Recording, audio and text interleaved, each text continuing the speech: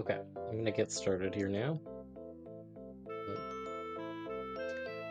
So this game is... I looked it up. It was like... said it was 3 hours long. We're about 2 hours. Slightly less than 2 hours. And we finished yesterday. We will be finishing it today. I'm trying to remember what the last thing that happened was.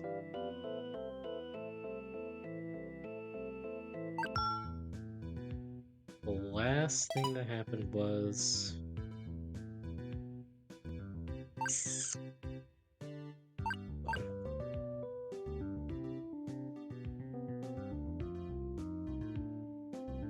a little annoying that my cursor isn't like...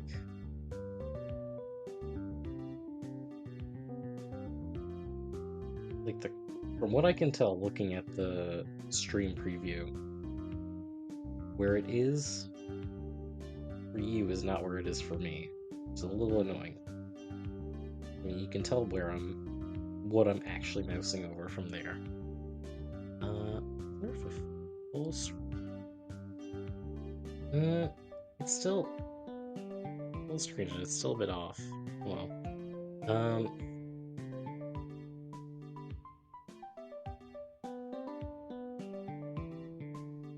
yeah, last thing that happened was Irene was in the hospital and we were talking to Erica.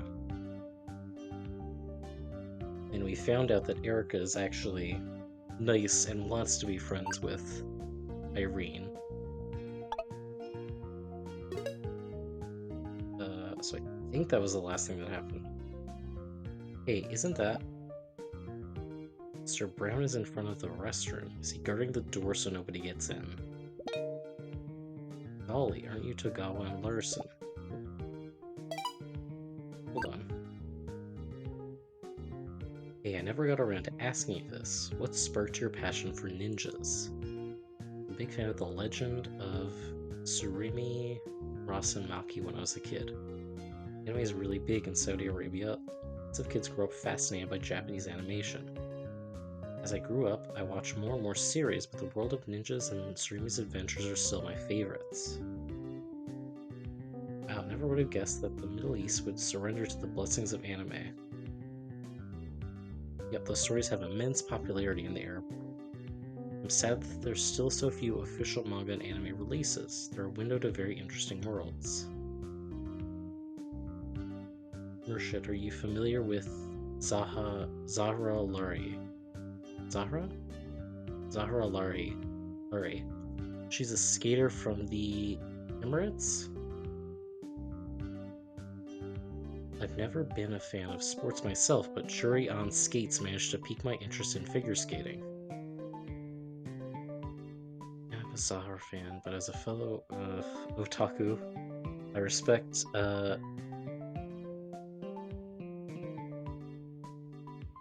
Evgenia oh boy, hold on. Hasn't been 10 minutes. Hasn't even been 5 from when I actually started, and I'm already getting googling words.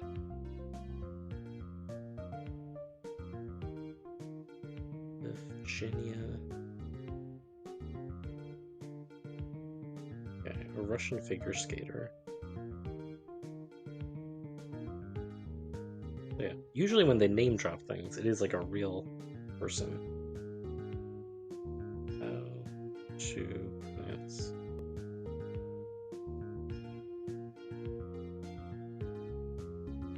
Evgenia Medvedeva. Power of anime can break through any barrier. Say, who's your favorite character from Surimi? Never watched it, sorry. How is it even possible? You're Japanese. Rebuild your life at once. Why do I have to be the one rebuilding it? You guys are lifesavers. Can you both stay here and guard the door for a little bit? Samara will ask me to shoo away anyone trying to get in, but I have to talk with the operator about the measures to prevent any more incidents. Don't worry, we'd be glad to help. Thanks a bunch. This is supposed to be a nice, relaxing trip, but well, you see how things are. Just can't understand what's going on with these awful occurrences. Very mild way to describe one person being murdered and one person being assaulted and on the verge of death. In normal circumstances, we would stop the train and send you all home immediately, but that's impossible now that we're under the ocean. It seems that the trip's greatest charm has become its biggest flaw. We're halfway there now, so our best option is to keep going and pray that there are no more disasters from here on. Sorry to ask you this, I'll be back in a jiffy. Meanwhile, tell the others to use the restroom in the next car. Rest assured, we'll discourage anybody from coming near. Thanks a lot. Figures. He's quite the scatterbrain, but there's no doubt Mr. Brown is a good person. I feel bad for him having to go through all this madness. It's really nice. I'm glad that he's our homeroom teacher. And he gave us such a golden opportunity. Now we have the perfect pretext to poke around without interruptions. But we promised him we would guard the door. Who's going to come to a restroom where a girl was almost killed? Don't worry, nobody come here. Nobody will come here. But we have to inspect the scene. Maybe the killer left some clues behind. Okay.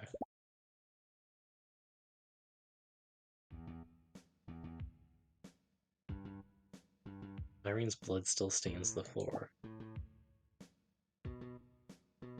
It's not a pleasant view, but the thing putting me on edge is thinking about what happened here and the fact that this blood could have been any of ours. Astrid's, even mine. See anything? Doesn't look like there's anything apart from the obvious. The problem here is that this place is open to everyone. Even if the culprit left any trace that might point to them, we can't be sure whether it came from them or from any of the people who came in here. What are we looking for then? I don't know. To be honest, what I was most interested in taking a look and getting some vibes from it. What was Irene doing in here? Why did they assault her in the first place? Did she manage to get a look at her aggressor? I have lots of questions, but there's nothing to answer them. We need to understand how the attack came about and how it relates to the murder of Mr. Shepard. We want to find out who the one at fault is. I don't want any more people to get hurt. I know, that's why we have to smarten up and find something. What you said before made me think. What about? If the killer assaulted Irene, what did they assault her with? They killed Teach with a knife, so did they have some other weapon? I don't think there's anything here they could have used to club her in the head with. What? You're not saying anything. Sorry, it's just that that's a really smart question to be asking right now.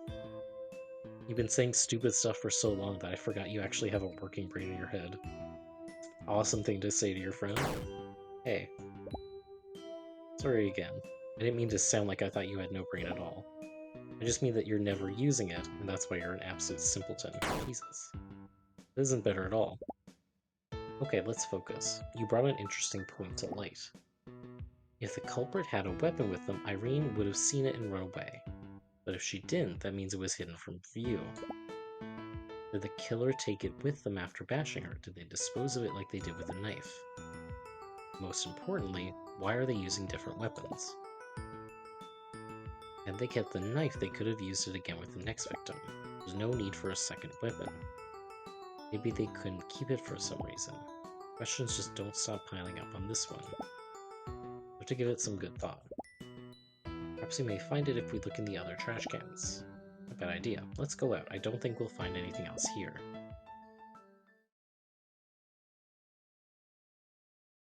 Someone's coming. I'm so sorry, but the train isn't prepared for these kinds of incidents. We didn't expect something like this to happen on our first trip. And we have to find a solution to prevent it from happening again. We have an urgent meeting in due course where we will discuss these events. We will inform you of our decision. Girls, thanks for your help. You can go now. Don't mention it. We're sorry there's nothing more we can do. Such fine young ladies. You're lucky to have such well-behaved students. Certainly, I wish they were all like these two. Teehee. You'll excuse me, I'm going to make preparations now. You should get going too. No, wait, this is a good chance to clear something up. Excuse me. You're the train operator, right? That's correct. William Milk, driver for 30 years. This is my first submarine train, though. Never expected to drive a train underwater, I must say. But if you're the operator, shouldn't you be driving the train? Who's driving it now? We're in danger. There's no need to worry. On this section of the route, the train travels using automated commands. There's nothing to fear. That's what I wanted to ask you about, actually. I read in the brochure that this train uses very advanced technology in order to function properly. But what about security? Are there any cameras or any devices to keep record of the passengers' activities? I'm afraid not. With the aim of protecting the privacy of our travelers, it was decided that a monitoring system was not necessary. This is a luxury trip not anyone can afford, so we never expected to find ourselves in this kind of predicament on one of our trips. As we all know, rich people can't murder. We have well-defined protocols in the case of an accident or a breakdown, but it was certainly an error not taking threat of human life into account. I'm deeply regretful that we couldn't prevent this tragedy. Then there's nothing at all? No access monitoring, no door blocking between cars? Spiky manages the staff and is more knowledgeable about the specifics of the train. He may know some things I may not. He'd be a better person to ask. Spiky. Spike Johnson. I'm sure you saw him serving food in the dining car. He makes sure everything works properly. He knows about the train details and might be able to answer your questions better than I can. I see. Thanks for your time. I don't want to hold you up any longer. It would be my pleasure to help if you need anything else. It's a pity there's no monitoring system. That would have been a huge help. I guess they would have cracked the case yesterday if it was that easy.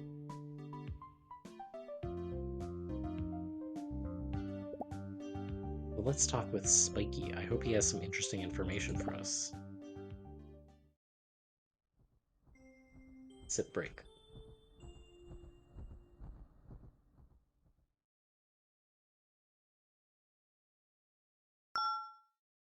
Look, it's Lena. You okay? Hi girls, sorry for missing breakfast. Don't worry, we understand. Did you go see Irene? Yes, I was with her for a bit after they called me, but there was nothing I could do there. I came here to rest a little bit. What happened? Do you know why Irene left the room? No, we talked for some time at night, then went to sleep.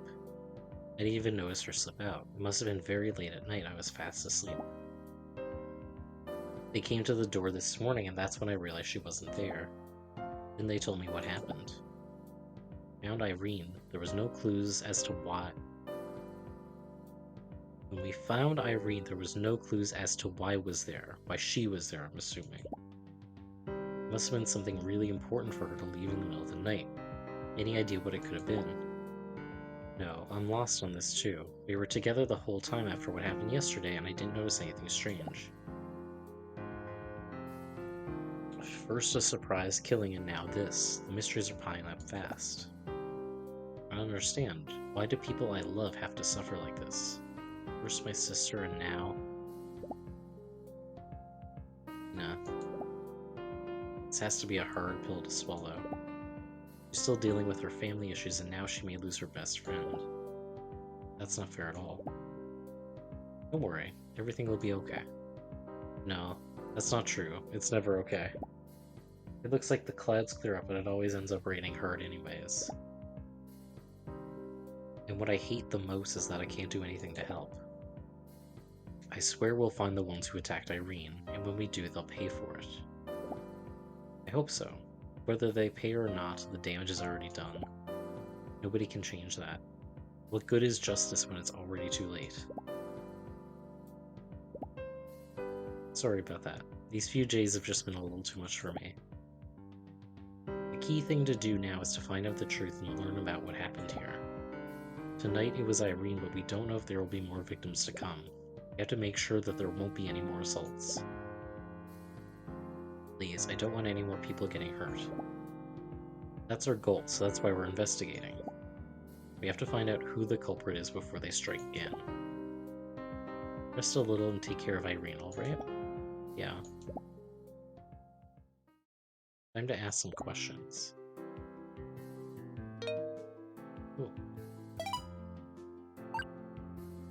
Are we there yet? It creeps me out being on this train knowing someone is assaulting people. We're halfway there. According to the satellite nav, we're on the same meridian as the famed hill of... oh geez. Taumatowaka 10... oh jeez.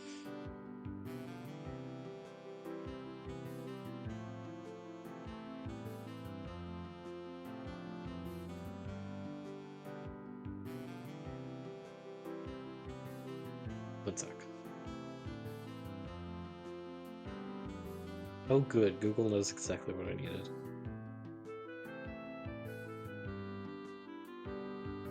Of New Zealand. How do you go about pronouncing it? Oh man.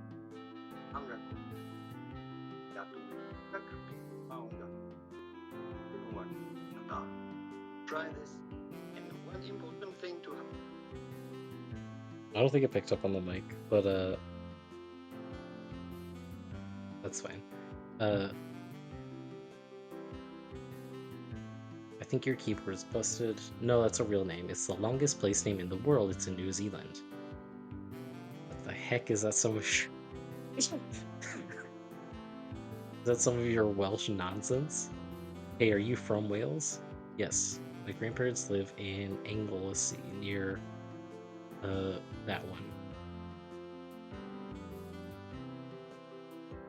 Okay, that had to be your keyboard. It's not really.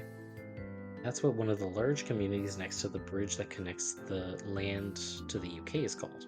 How in the world can that be true? Weren't there any more normal names left? Every country has some unusual names. That's no reason to ridicule them. Right, it's absolutely normal to live in... I made that one up, just to be clear. That's funny, in Swedish, that word means something belonging to the manager of the depot for the supply of uniforms to the personnel of the track cleaners union of the tramway company. Someone please stop this sketch, I want to get off. Anyway. Hello, Mr. Johnson. Day to you. May I offer you a drink? No, thank you. Mr. Milk said that you have intimate knowledge of the train. Do you have a moment? But of course, what do you need? We'd like to confirm some things. As far as we know, there are no surveillance cameras for keeping an eye on passengers. But is there any kind of tracking service to know where they've been? Maybe an entry and exit log. There is open access to all the spaces in the train. As you're aware, rooms are locked with keys, so we don't have a log like using a card with a chip or a magnetic strip. And what about the locations throughout the train? Is there any chance a stowaway could be hidden in some nook? No, that's impossible. The train only has one entrance, so we can be sure about the number of people traveling aboard the train. Also, though there are a number of spaces other than cabins, all of them have specific functions and there's always someone passing through. There's no way a person could remain undiscovered for the entirety of the trip. And there's no doubt our culprit is on the passenger list. May I ask, why the curiosity in such things? Well, we're trying to find out who hurt our friend and killed Mr. Shepard. It's quite the admirable task, also quite the difficult one, though. Don't you think it'd be better to leave this matter to the police? The girl in the sick room is a close friend. This is personal to us. Wow, it's unusual to see Astrid so resolved and determined. She's always whining, but she's taking this seriously. See, in that case, I'll be wishing for your success. Say, are you acquainted with the work of Conan Doyle? You're talking about the Adventures of Sherlock Holmes, right? Indeed. One of the most well-known quotes from the famous detective is, "When you've eliminated the impossible, whatever remains, however improbable, must be the truth." And he's right. Mysteries aren't solved by looking for the most probable answer, but by dismissing the ones that are clearly impossible. In the end, it doesn't matter if the remaining solution is easy to believe or not, as it is the only feasible answer. You should remember that if you want your investigation to come to fruition. That's good advice. We'll keep it in mind. Wonderful. Now, if you pardon me, I must continue with my chores. Time to mix some drinks and change lives, you know? Just one more thing. You say there's no way anyone could get into the train unnoticed, but rumor has it that there's an extra passenger traveling with us. Oh, you know about that? So there's an unknown passenger after all. I don't know who the person is. They were a last-minute... Excuse me. I don't know who the person is. They were a last-minute reservation. They've stayed cooped up inside their room and asked not to be disturbed. I see. If I'm not mistaken, Will had a meeting scheduled with this passenger, and they should be in the control room at this very moment. If you're fast, maybe you can make it in time to have a word with them. Great. We can't let this chance pass us by. We have to hurry. Let's go. Thanks for everything, Mr. Johnson. My pleasure. Fun. Drink break.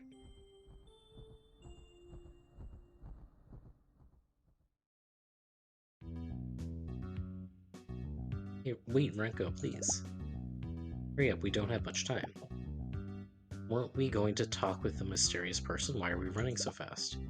We aren't going to the control room. Huh? We're going to slip into their cabin. If there are any clues to be found, they're in there. What? We can't do that. Miss Marble will scold us again. And we'll have to be in and out before they catch us. You're always getting us into such trouble.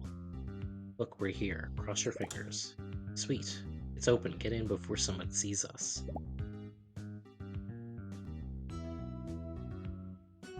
Let's take a look. What are we looking for exactly? Finding the weapon they used to hurt Irene would be ideal, but I don't think we'll get that lucky. I'm gonna search the closet. Maybe there'll be some stained clothes or something interesting. You look in there. Hey, there's some blueprints here. They're for the train. Blueprints? You think maybe they used them to plan the best spots to attack? There's some places marked on here. They're really detailed. This information could be dangerous in the wrong hands. Maybe they're planning to hide a bomb. I don't think so. They look more like the locations of the fire extinguishers. I haven't found any traces of explosives here. Also, they themselves would be able to escape the explosion. Who knows, maybe they're planning one last suicidal massacre. I'm scared, I don't want to... I can hear steps in the corridor, someone's coming. You have to hide, fast. Where? In the closet. Darn, getting caught in here without a good reason would be bad enough, but if this person actually is the killer we're looking for, then things don't look good for us. What now? Don't know. Let's wait a little, maybe they'll go out again. I have to think of something fast. As far as we know, this person spent most of the trip so far cooped up in this room. Can't hide here all day long. We have to find some way out to get out without being noticed. But how? Go. Let me think. We have to find a distraction and... No, What's wrong? She has to pee. I have to pee. Called it. If this is one of your Toilet Queen jokes, it's seriously not funny. No, I'm serious. It happens when I get anxious. I'm gonna explode. Mr. Larson, I swear I'm gonna strangle you if we ever get out of this. Of all the places in the universe and all the moments in its history, you had to feel the call of nature right here, right now? Can't hold it anymore. Wait, it seems like you're not the only one with incontinence. I think they just went to the bathroom. Now is our chance. Run before they get out. Thank God, I thought we have to wait. Ah, holy shit. Get under the bed. Kill you, I swear I'm gonna kill you. Sorry, your phone made a sound too. What was it? What was it? Oh, Glover, is anyone taking part in the photo contest? I am, without much success though. Fish is this theme, but they don't show up as much as I'd like. It's not that the train moves that fast, but they swim away as soon as they see us through the window. We're not that dreadful, are we? I managed to take a nice shot just a moment ago. No way, haha. That fish is just like you. Huh? That's not true, I don't have a fish face. Not a fish face, that fish face. If you quit the Wildcats, you could start a group of wild fish. Bashaw, stop this nonsense. I have the radiant beauty of Empress Wu Zetian. An old fart when she climbed to power. Cease your foolery, you're just embarrassing yourself. But sis... What was it? Mouse sent a pic of a funny fish in the group chat. These darn Wildcats have a way to make me hate them even when they're not here. I hope they didn't notice the sound. I have to get out, this is worse than before. At least we can see what's going on now. It's certainly not a good place to flee from if we need to get out unnoticed. I have to think. Maybe if I can make something drop on the floor. No, that won't give us the time to escape. I could wait a little to see if they leave, but I don't think Astrid can hold up longer. Is she getting pale? Her? Astrid? You can't. You endure it, you can't. I'm going to burst. Ah. Ah. Ah.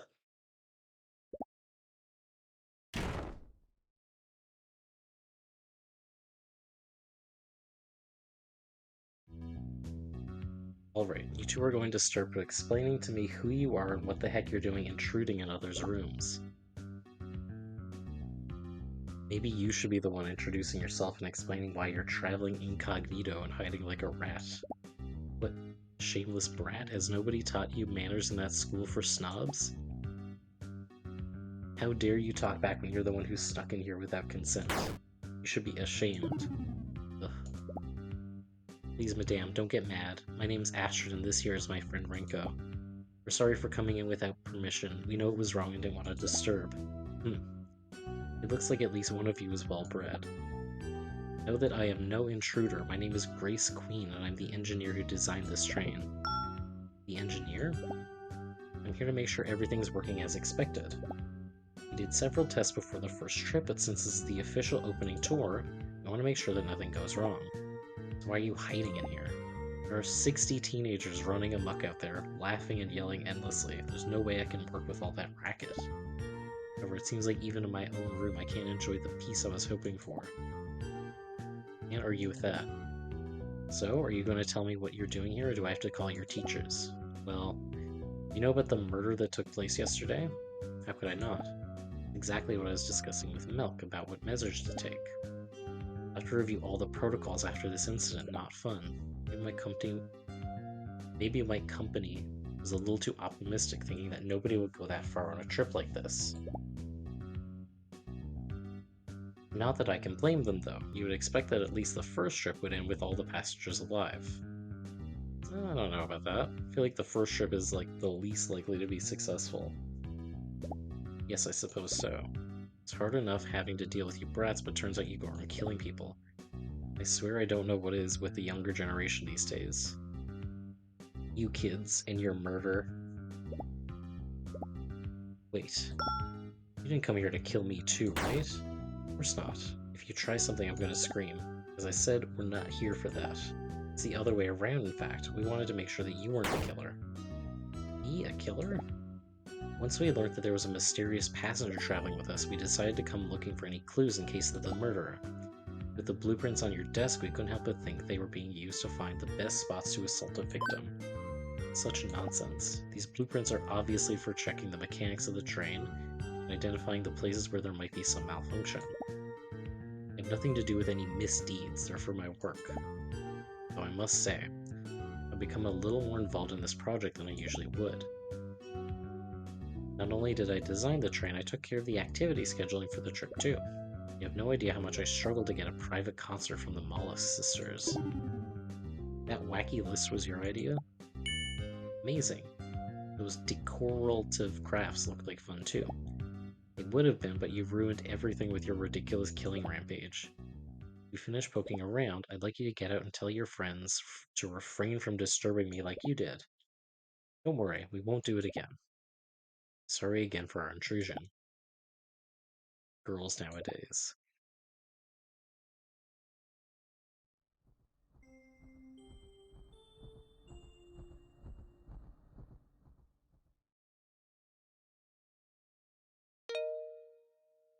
It looks like the extra passenger suspect idea was a flop.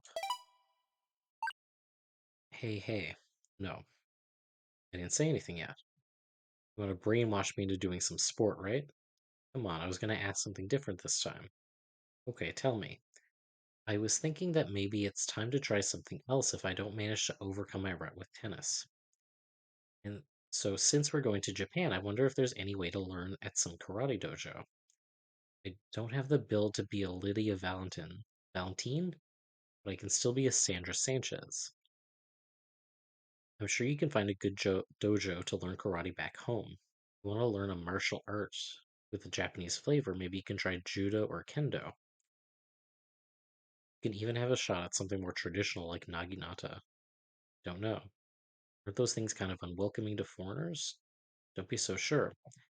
It's true that Japan isn't very open with its traditions. I think foreign talent is more and more valued nowadays. Even in a game as Japanese as shogi, Karolina Spazinska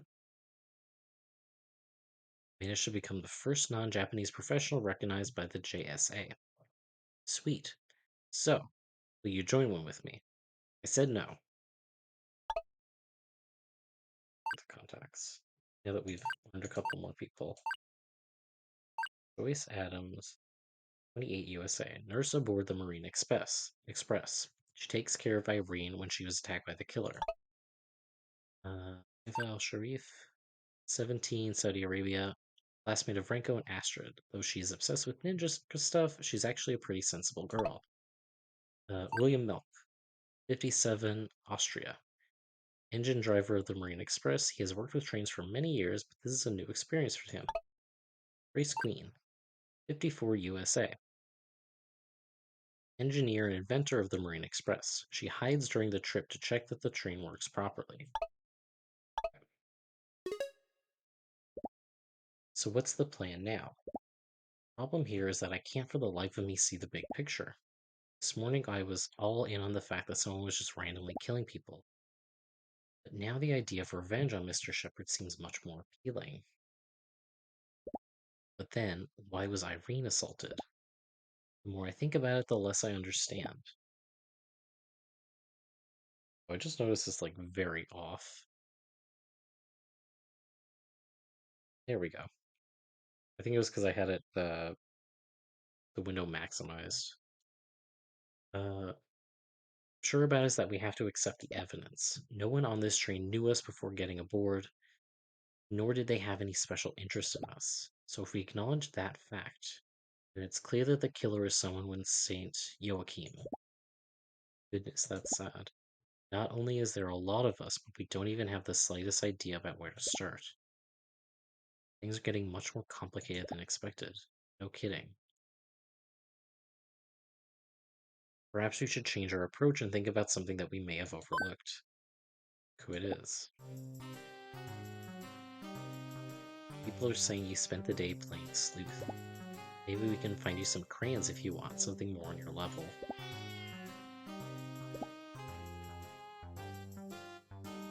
Seriously, you were a blackout and a lightning strike away from top of the list of the most pathetic villains. Strike.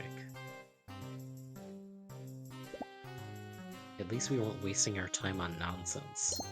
Came from the exfoliating algae treatment and now we are fabulous. Nonsense? We're trying to find out who assaulted Mr. Shepard and Irene. Is that nonsense to you? Teacher's death is really sad, but that jerk friend of yours totally deserved it. What? You heard me. That ass-kisser was coming to her. Always with the goody two-shoes act, but she was actually a skunk. I still think she was the one who murdered Mr. S. Probably hid herself just to get out of having to confess that good for nothing.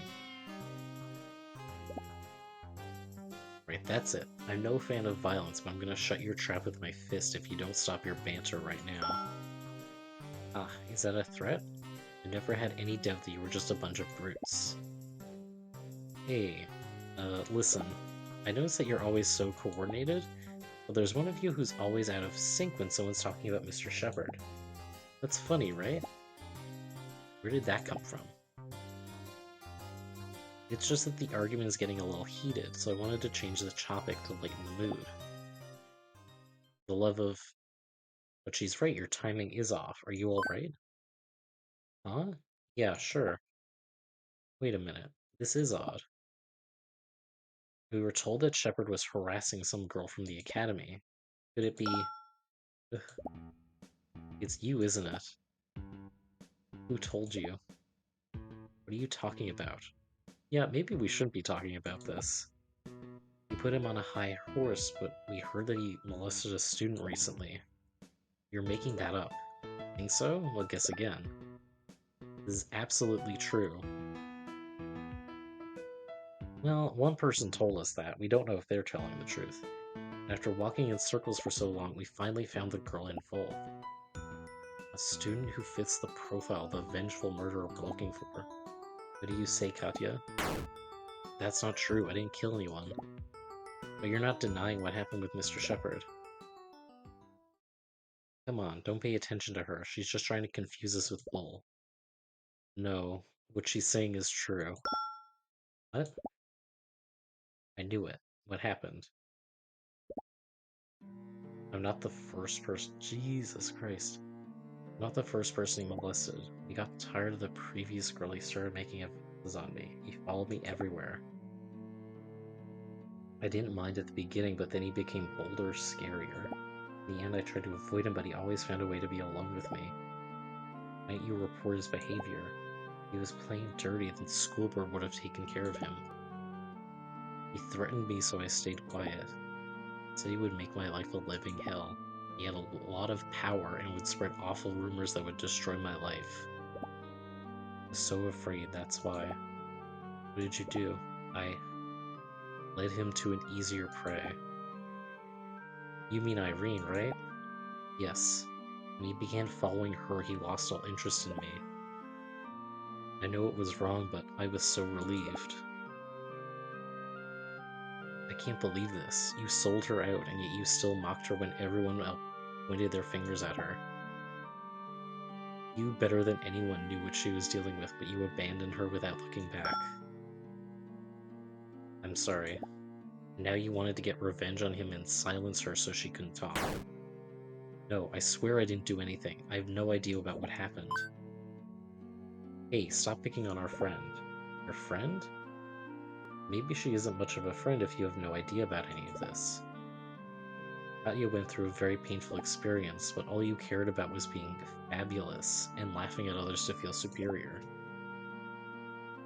You're not fabulous, you're hideous. Kat, why didn't you tell us? I didn't want to be pushed away. I didn't want to be like one of those freaks we're always making fun of. Now you see what you pushed her into. And not only her. Irene's struggling for her life right now, but she got roped into this mess with Mr. Shepard. Wish you spent your time caring for others instead of tearing them apart. That would have been great. Let's go, Astrid. There's no need to keep talking with these scoundrels. Yeah.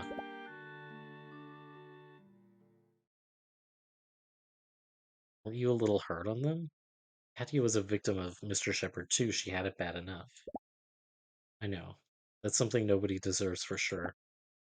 They have to understand that their behavior created a chain of events that led to this mess. Had they supported Katia at the time, then Mr. Shepard wouldn't have preyed on Irene, and none of them would have ended up as they have. Maybe presenting it this way is going a little far, but failing to follow through on the duty to help can lead to some terrible consequences. Can't blame it all on them. Sometimes fear makes us unable to act as we should. Katia was just trying to keep herself safe. Teaches the true villain for doing those things. Yes. Wait, right. Anyway, now we have a promising motive for the murder finally. Shepard worked in the academy for 2 years, and Katia said there was another girl before her. We have to follow that lead and see where it takes us. What's next then? We should ask Haifa again. Maybe she knows more about the matter.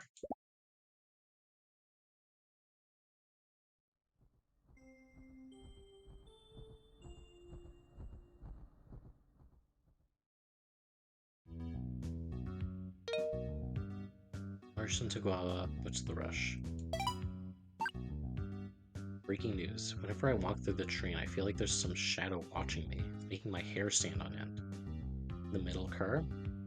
Yes, that's the one. There are some cardboard stars on the floor too. Maybe they're from some activity?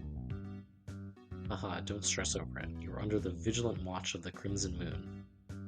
We go with this nonsense again. It's not nonsense in the slightest. I'm training to be my favorite Kunoichi. Kunoichi? Chiyoe Mochizuki. Isn't she a singer? Absolutely not. Chiyoe Mochizuki was one of the faithful warriors of the feudal lord Ikeda Shingen. She created a wide network of ninja operatives who made up of disadvantaged women who were victims of war and poverty. They were not only proficient in the mystical arts, but also learned all sorts of skills to pass off as shrine maidens, dancers, and servants in order to gather intel. Okay, that's really interesting, but you should at least pick up all the stars you throw around. That's unnecessary. They're biodegradable. I don't think they're going to degrade on the carpet. Actually, just a little while ago we were told off for those very same stars. The staff asked us to refrain from littering so that we don't bother the rest of the passengers. How rude. Call them litter.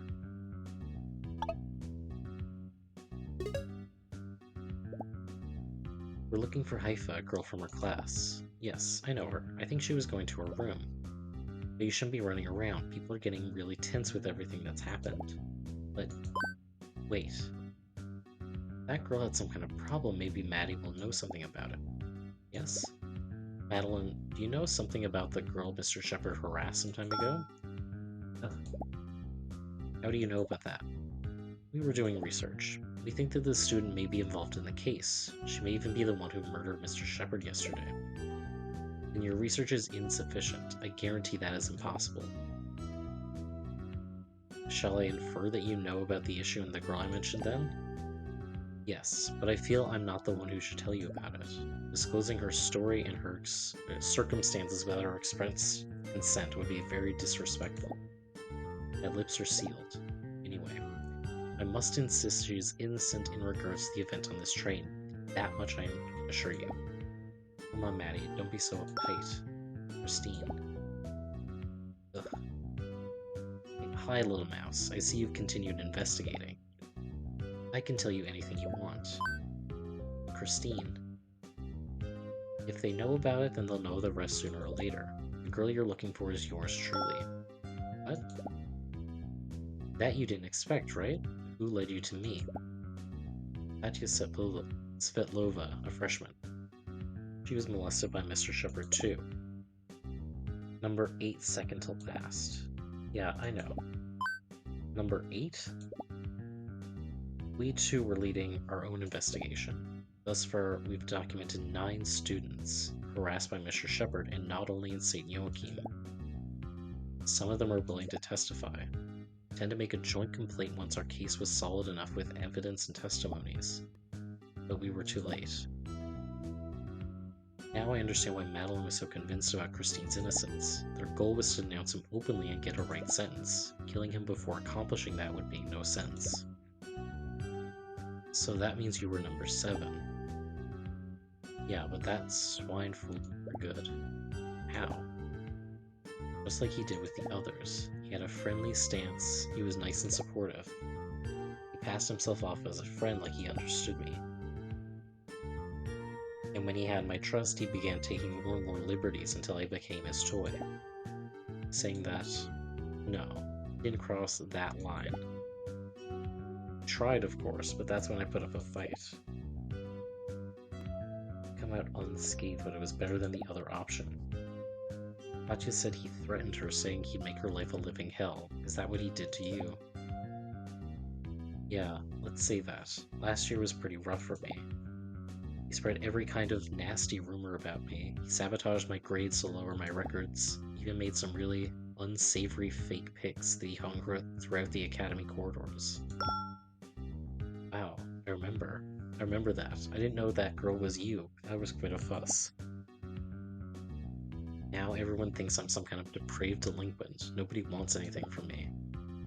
Maddie's the only one who continued being my friend. It doesn't help that you still carry on with the predator act you do with the other students, you know. No, it doesn't. Talking from experience here.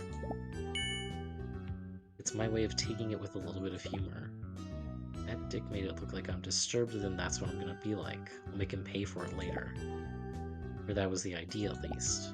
And I'll never get to ruin his life like he did mine.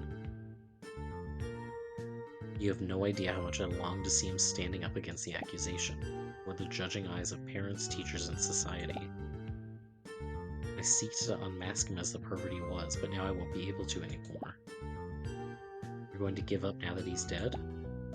No, not at all. It'll be harder to present the facts now that he himself has become a victim. There's no way we'll let his memory remain unblemished.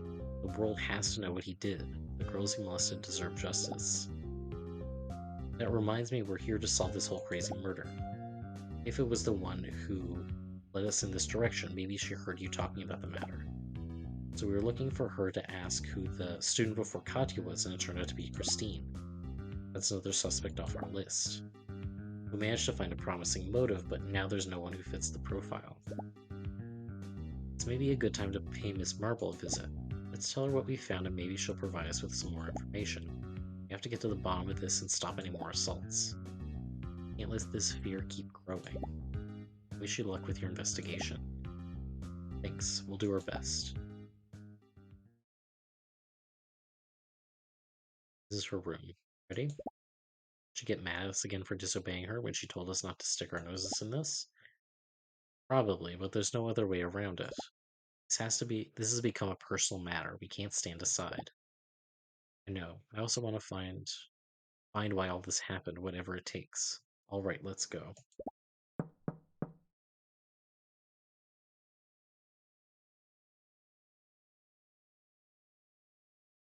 Yes? Miss Marble, this is Astrid and Renko from Mr. Brown's class. We need to talk with you. Come in. I really thought she was going to be dead. I was 100% convinced. Well, what's the matter? Gather more information about the assaults. Didn't I make myself clear when I told you to stop fooling around? This is not a job for a pair of students. We know, but we want to find the truth about what happened. Nobody in this train is safe until we pin down the culprit. We're discussing safety measures with the train staff in order to prevent more incidents. There's very little chance of a repeat occurrence. Anyway, did you find anything useful? I have to present what we know. We have to convince her so she backs us up on this.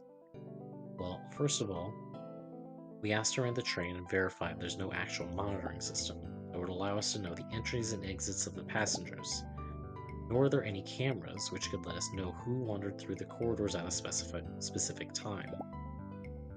However, once we considered all the data we have in hand, we realized the culprit must be someone close to Mr. Shepard. We considered the possibility that the assaults were done at random, and we even managed to find a suspect who fit the profile, Reese Queen, the engineer of the train.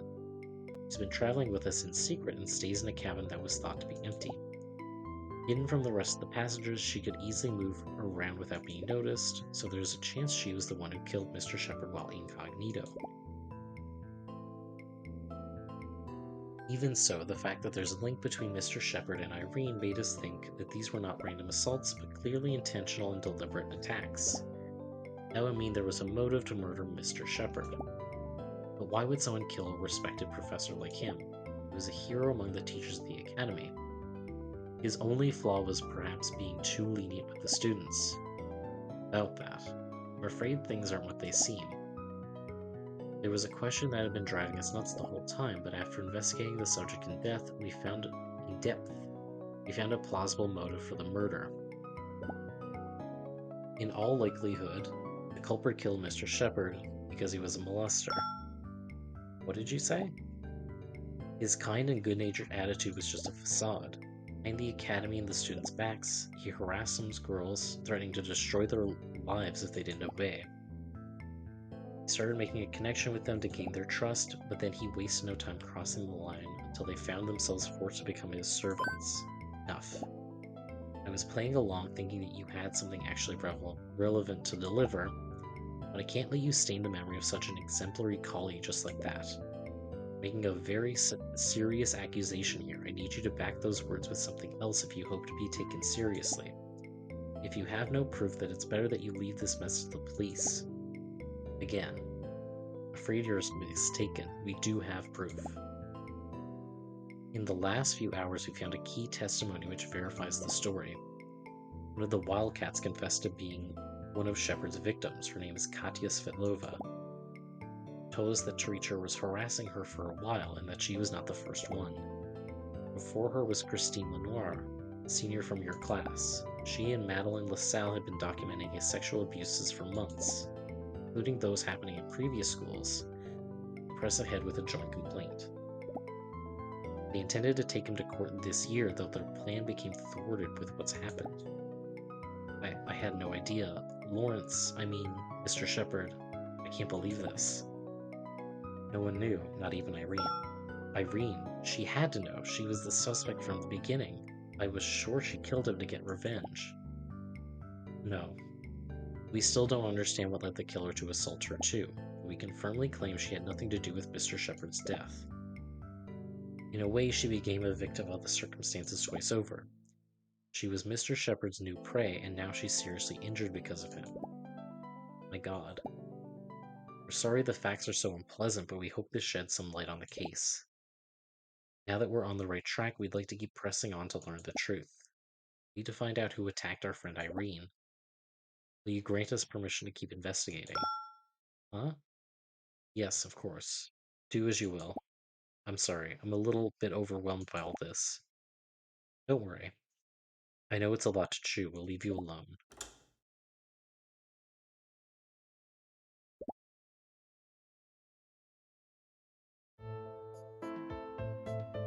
So what's the next step for us? I know learning about Shepard has been a hard blow for her, but I think it would be good for her to talk with Maddie and Christine so they can elaborate on the matter. Maybe if we get to the bottom of Mr. Shepard's story, we'll find another suspect who can explain both assaults. Let's go find them and we'll discuss it together. Alright. However, that meeting never came to be. There was no time. Now that it seemed like we were finally taking control of the situation, the case took a new twist that threw our confidence away. It was laughing at us. We're barely halfway to learning the truth.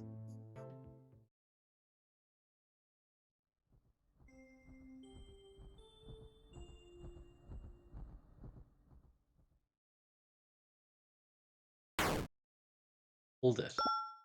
Ah.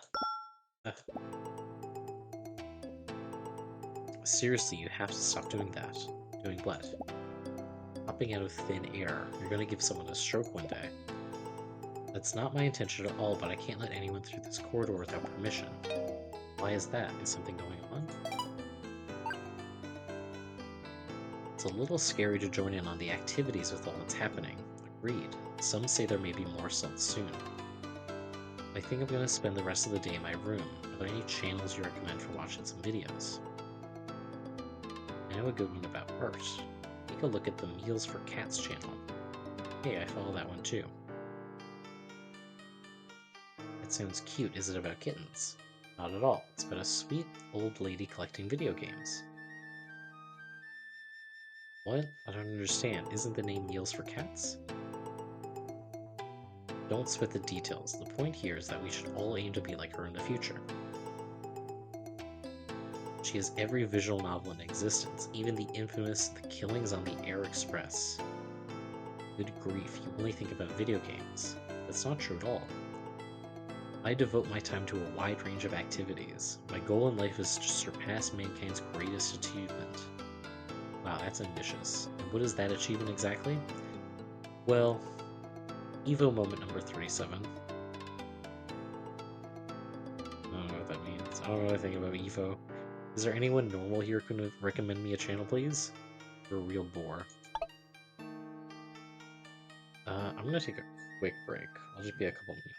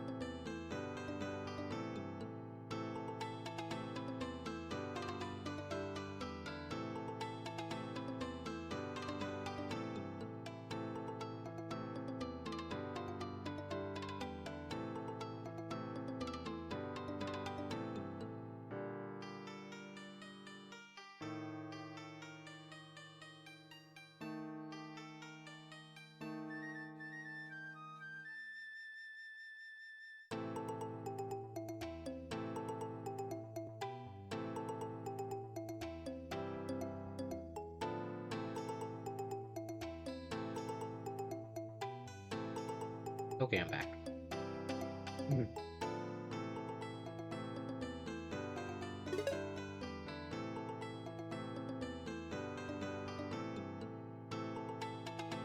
Why is that? Is something going on? This is where I carry out my shuriken training. It would result in tragedy where someone were to cross inadvertently where I'm doing my throwing practice. Well, tragedy might be too strong of a word for being hit by a few pieces of cardboard. Underestimate the deadliness of my stars. As I am the current holder of the title Crimson Moon, my shurikens fly 3 times faster. Whoosh. Let me guess. They're 3 times faster because you're crimson. What does color have to do with anything? Good grief, not even references to Freedom Fighter Gunboy get any respect nowadays. I get that you're using these for practice, but do you have any real shurikens at home? No. California Penal Code 22410 forbids manufacturing, importing, selling, lending, or possession of shurikens by punishment of imprisonment in a county jail for a time not exceeding 1 year. My love for ninja culture is intense, but always done under the law. I dare disobey the state laws ever. Something wrong? Sorry, my brain just had a bit of a meltdown after hearing this extremely accurate legal notice. My professional goal is to become a lawyer. Once I finish my studies at St. Joachim Academy, my next step will be studying at law school, carrying out justice by representing defendants of foreign origins. It's wonderful. It's great that you're so sure about what you want to do in the future. Really praiseworthy that you chose to apply for such a difficult major. I've been studying on my own for a while. I hope my training pays off soon. Speaking of judges, it seems you really can't judge a book by its cover. I'll be sure to request you as my representative if I ever commit a felony. It would be my pleasure. I think you should not commit any felony in the first place. We have enough crime to deal with here as it is. By the way, how's your investigation going? It's funny, you know, we were just looking for you and ran into Maddie and Christine, but now it's the other way around. Looking for the seniors, that's unusual. After walking in circles for so long, we finally found a lead to follow. I wouldn't dare celebrate yet, but if it goes the right way, I think we can have this case cracked by the end of the day. Glad your efforts are producing results.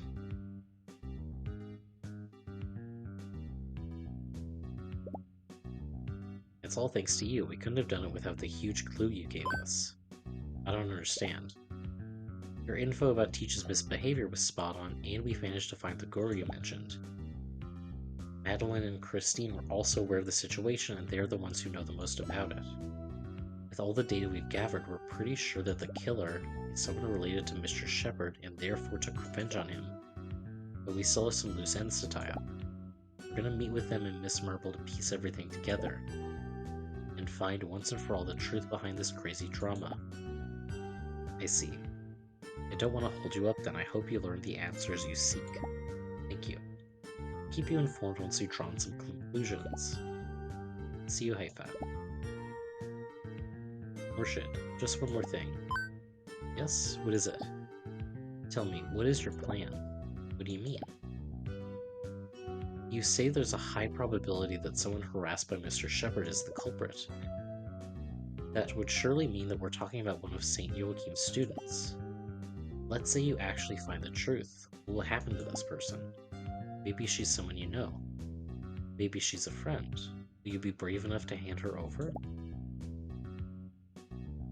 The detective uncovers a suspect in a mystery book because they're usually not connected to them in any way. However, everyone on this train knows each other to some extent. I think you'll end up carrying a very heavy burden if you face this issue. This person murdered someone. That's a heinous crime and they have to pay for it, no matter who they are. Maybe it'll all come to an uncomfortable resolution, but I'm doing this because I intend to get to the bottom of it. Are you sure? It's possible you will end up regretting saying that. To know what is right and not do it is the worst cowardice. Chuckle. You're a brave and big-hearted woman. I didn't choose you as my Murshid for nothing. Sorry for pressuring you. I just wanted you to be aware of the quandary this investigation entails. Yes, I understand. Even so, I can't just stay still. If somebody crossed a line they shouldn't have, then they have to take responsibility for it. It may be that I'm sticking my nose where I shouldn't be. I'm fully aware this is a job for the police. There's no way I could sleep knowing that a person, almost two, lost their life on this train and the murderer is not paying for it. I feel better now. I'll take my leave. Good luck with your meeting. Aifa, listen. Yes? Look, if you really want me to be your master, don't call me Murshid. From now on, call me Shisho. Besides, I'd like you to teach me more about your country, too. It'd be my pleasure, and of course, I hope Astrid will join along with us. Sure, I'd love to learn new things. I'm sure you have lots of interesting things to tell us. See you, Shisho. Let's go. We have to find those two. Fun. Hey, sorry to bother you again. Hi there, did you talk with Merble yet? Yeah, we're actually here about that. We told her about Mr. Shepard and his harassment record. She looked quite affected by it. I don't think she suspected anything like that at all. We wanted to suggest that you meet with her in order to explain everything in detail, and maybe that way we can find someone fitting the culprit's profile. Does that sound alright to you? Absolutely. Presenting different perspectives may help us find something new. Well, I can't say I'm thrilled with the idea.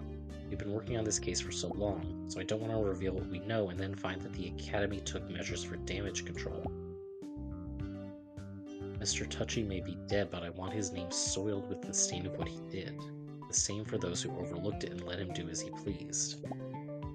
I'm not sure we really want to explain everything to Miss Merble. Come on, you know we can trust her. She's probably feeling terrible right now because she couldn't help. You know how she is. Miss Marble looks pretty strict, but you can tell she cares a lot about her students. That's right, I'm sure she's eager to help us solving this, even at the expense of tarnishing the name of a fellow teacher. Okay, let's talk with her. We'll try to make something out of it. Thank you. I promise your plan won't be affected at all. Come what may, you deserve justice and for them to take responsibility for what that swine did to you. I won't consent to you continuing to be humiliated anymore. Is she blushing? Thank you.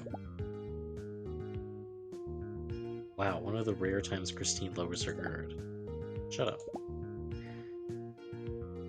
I didn't lower my guard, I'm just a little touched that someone is actually caring about me. After so much time being ridiculed. Ranko has a great sense of justice. It might scare her a little bit, but she wouldn't abandon you. Now that I know you're just faking it, I don't feel intimidated anymore. I think we could even manage to be friends. Sure, then you won't mind hanging out sometime to strengthen our friendship? Us? Alone? We'll have a great time together. I take that back, you freak the hell out of me. Wonderful. Okay. No more fooling around, time to get going. We'll meet in our room a little later, is that okay with you? Alright, I'm gonna look for Miss Merple. Together I'm sure we'll solve the case at last. See you later, guys. Don't forget our main guest. Don't worry, she won't miss whatever we have to say. See you in a bit.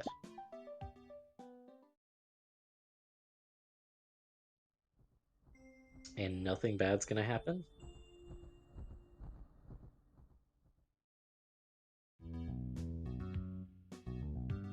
I hope this meeting brings us closer to our goal. 2 heads are better than 1. I'm sure we'll achieve even more with 5 of them. Sometimes I'd love to be an airhead like you and live drunk off that optimism you always radiate. You're just jealous because I'm a cheerful gal and you're a grouch. If you keep being like that, nobody's gonna want to be your friend. How's the investigation going?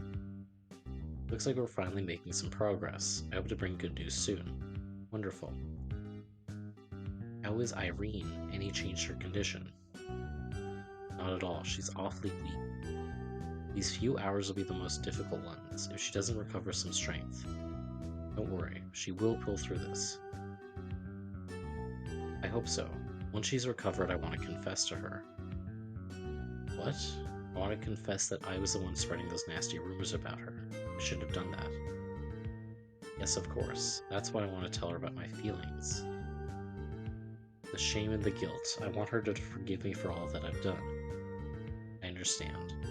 I promise I'll always be by her side. Breaking a sweat here, you know. I'm not following. Never mind, I just can't bear any more excitement. I'm just saying that I like Irene and I want to go out with her. Oh, brother.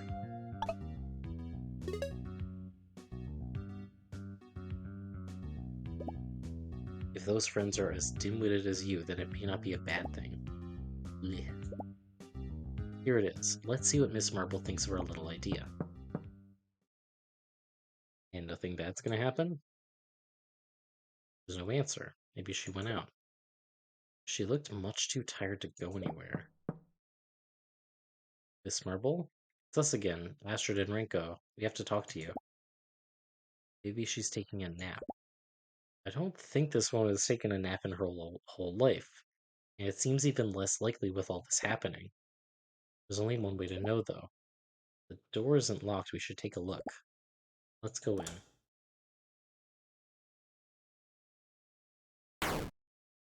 Ah,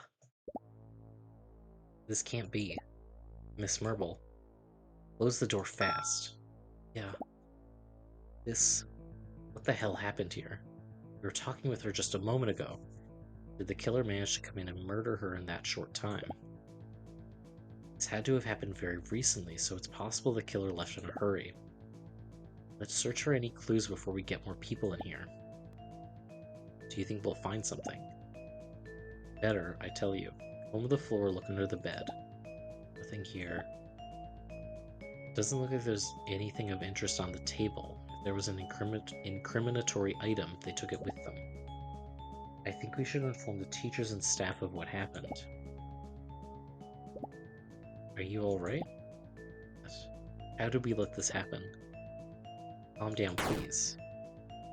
You want me to calm down? I have another body right here in front of us. How many more does that scumbag need to be happy? Are we going to just sit through everybody being killed off one by one?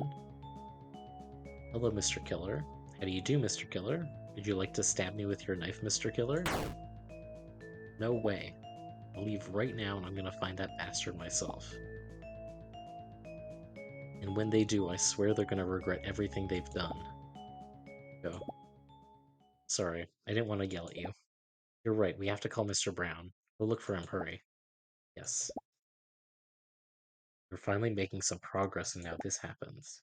Such an idiot. I should have taken her to Maddie and Christine when we spoke before. Leaving her alone with the killer on the loose was like crying out for them to come and kill her. Hmm?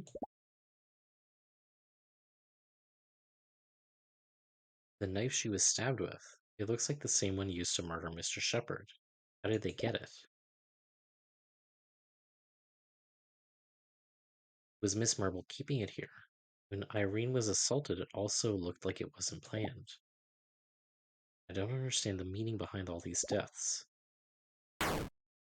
Ogawa, what's with the hurt? Oh no, Jessica.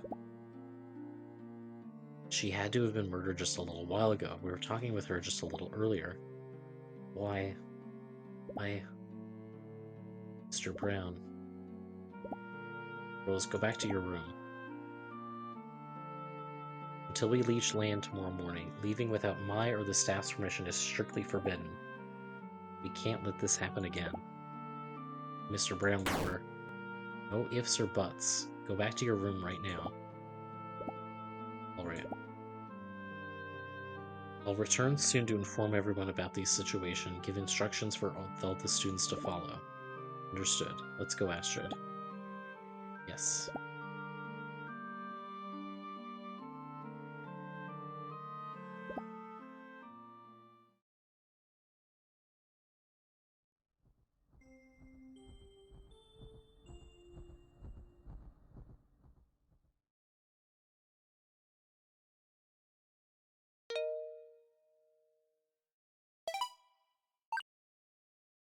A quick assessment of our situation here.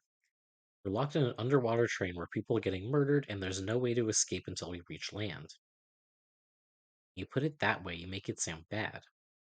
Let me put it a different way then. What began as one of our absurd trips for rich kids resulted in 2 teachers dead and a girl in a coma. And we don't know if one of us will be the next victim. The kind of luck we're having, the train will probably stop before it arrives. Do you think it's funny to say those kinds of things? This is serious, we're in danger. Come on, let's try to keep calm. The last thing we need now is to start freaking out. I'm not freaking out. I'm so calm. We can see that, yeah. Well, how are we supposed to keep calm when you insist on speaking bad omens? Just ignore them. Take a deep breath. Try to chill a little bit. Yeah, you're right. I'll try to calm down. Oh no, help! What's happening? Is there another victim? No, my phone is losing battery and I can't find the charger. Things are looking more and more grim by the second.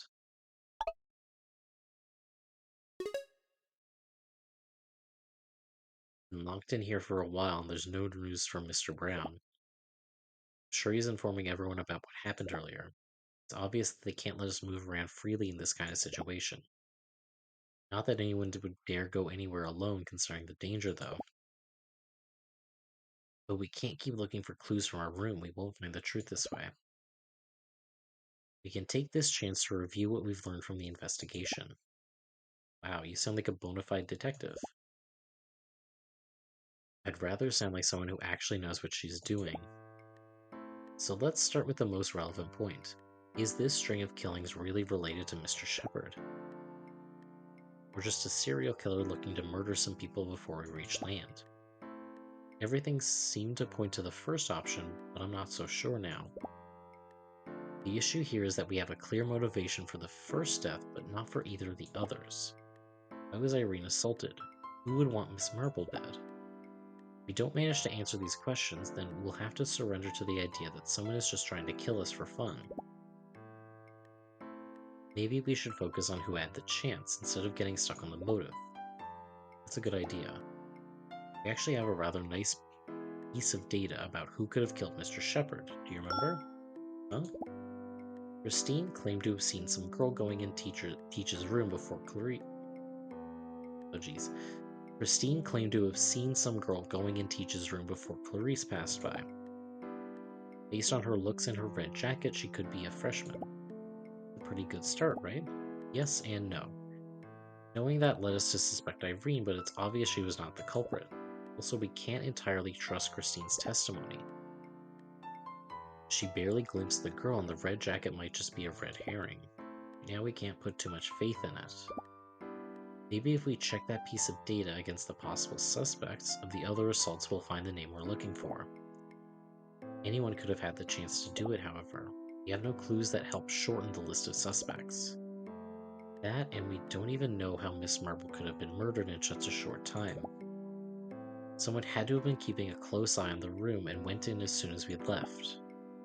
That's the only thing that would explain how they managed to stab her so fast. This case has become a hard one to crack. There's another thing. Yeah? We still have no idea why Irene was in the bathroom.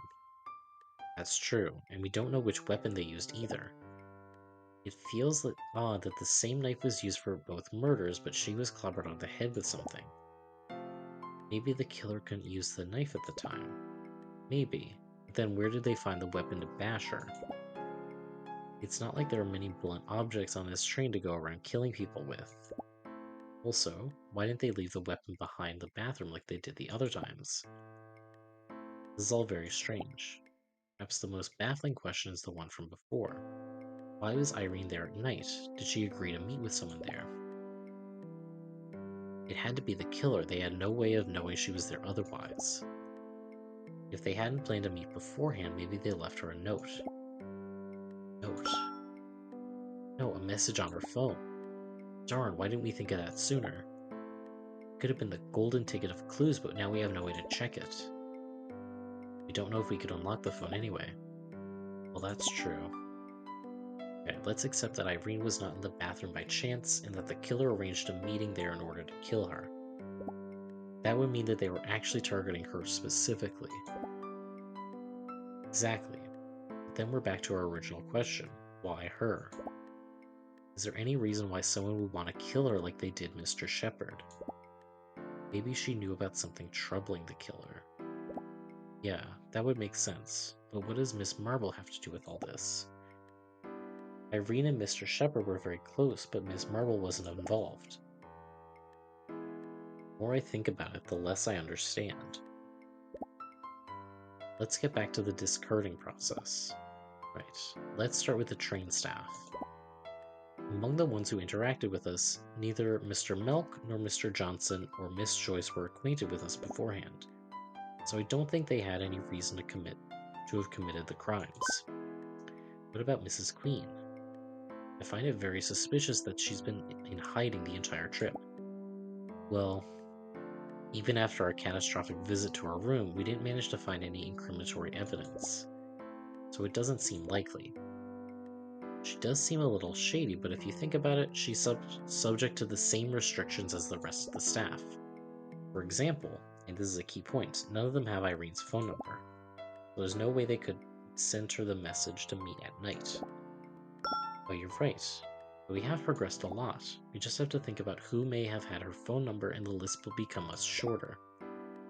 Well, it's not that easy. Unfortunately, all of the Academy students on this train have access to that number. Remember that we're all in the same group chat in case there's an announcement to make. Anyone could look at the member list and find her phone number. Drats, I thought we were making progress here. Don't lose heart. There's still people... Oh, excuse me. There's still people to cut from the list. For instance, Clarice Rossellini is a very unlikely suspect. She was the one who found the first body, but having Mr. Shepard alive was in her best interest, as she needed his help with her problem. And she had no reason at all to assault the other two victims. I would put her on the innocent pile. It's one less person. I think we can cut Erica too. She was in the dining car when Teach was being murdered, and we already know that she would never harm Irene, so I don't think she has anything to do with the case. We have to thank her for taking care of Irene in our stead. Yeah, I'm glad she's managed to correct her bad attitude. Everybody can come back on the right path if you give them the chance to do so. Maybe. But intention is only proved through action, not words alone. In her case, she wanted to redeem herself after spreading those rumors about Irene, and that's what she's doing. I respect that. In that case, who are the most likely suspects? The Wildcats, for instance. Katya specifically had lots of reasons to kill Mr. Shepard, so she's a good option to consider. Perhaps she assaulted Irene to silence her and Miss Marble for doing nothing while she was being harassed. Catherine and Mal looked really surprised when they heard her story, so I don't think they're involved in the case, but who knows? Maybe one of them was also a victim of Mr. Shepard and is keeping quiet about it to elude suspicion. Seems like a really promising suspect. Maybe it really was Katya. Can't rush this. We counted some people out, but there's still a whole lot we can't be so sure about. I don't want to suspect them, but Maddie and especially Christine also have a strong motive. They said they wanted to corner him to bring his crimes to light, but maybe they ran out of patience and took the law into their own hands. Though I don't see them assaulting Irene and Miss Marble. Pisses me off the most is that I can't seem to find a link between the three victims. Until we work out what it is, anyone aside from those cleared of suspicion could be the culprit. Even people who don't seem at all related to Mr. Brown or Haifa. Why Mr. Brown or Haifa? I hope it's not one of them. Both of them seem like good people to me. I wouldn't want either of them to be the killer. Now that I've mentioned her name, Haifa was right about something. We have to be ready to accept the result. There's a chance we won't like what we find, but we have to find the truth. Even if the culprit is someone dear to us, we can't hide it nor wash our hands of it. We have to make them take responsibility for their actions. Yeah, I just hope it's not the case. Too.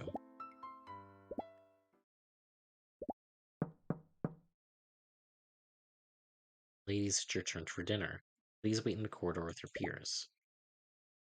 We'll have to continue our talk later. It's actually starting to get hungry. You know, because of the nerves and such. Like you need to be nervous to get hungry. Sorry for being a healthy lady with a good appetite. I'm sure you're hungry too. Yeah, well, I'm tired mostly. The situation is draining all my energy. Everyone's energy, I guess.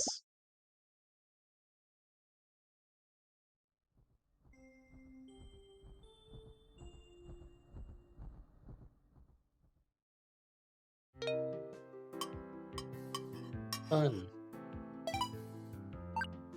Attention, please. What's the matter? I've solved the case, I know who's the killer. Really, that's great. No mystery's too hard for me. I'm the Cordelia Gray of the 21st century. Are you the girl who was running back and forth while pestering everyone with uncomfortable questions? In the flesh. Then don't keep us guessing who's the culprit. But I still don't know exactly. You just said you knew. What I meant is that I almost have the answer. I'm crossing suspects from my list, so the last one standing will, without a doubt, be the culprit we're looking for. Okay, and how's that going? Well, I know it wasn't me, so that's one less. For sure not, it wasn't me either. Okay, that's another less. That makes two. Are you pulling our leg or what? Stop complaining. If you think you can do better, you're welcome to try. It can't be that difficult. Tell us then. Who's the culprit? The killer is Yasu. Are you really trying to get away with an almost half-century-old meme? I wonder. Do you know what I wonder? Girl A, who's that? I haven't seen her until now. What are they talking about? Oh, it's Miss Queen. Looks like she decided to come out of her room. Hi, Mrs. Queen. Huh? Oh, it's you two. Quite the pleasant trip you're giving me here. This was meant to be a memorable event to awaken the spirits of many future travelers, looking to enjoy the beauty of the ocean, but now there's another dead person. And here we are, locked up with a murderer with no way to escape. I don't know how they convinced me to eat dinner here. We're so sorry. This is the end for this train. Engineering marvel promoting peace and rest while observing nature will soon go to waste. But it wasn't the train's fault. Whether it is or not, nobody's gonna get on a train where people were killed. This is the end for us. Don't be so pessimistic. Your mistake was to put too much trust in your passengers. You can prevent future tragedies like this one if you improve the security. Easier said than done. Bad reputation spreads fast these days. It spreads too fast these days. Even if we improve our services, it'll be too late. I understand your point, but I think all is not lost. I'm sure you'll find the way to change things up. It's nice to be young, always looking on the bright side. You'll lose that naivete with the years. I just hope it's not with a blow like this one. Leave me alone. I'm not even in the mood to get mad. Let's go look for a table. We're going in turns like the other meals, but these mixed groups make finding somewhere to sit more difficult for everybody. Now we'll have to look for random open seats.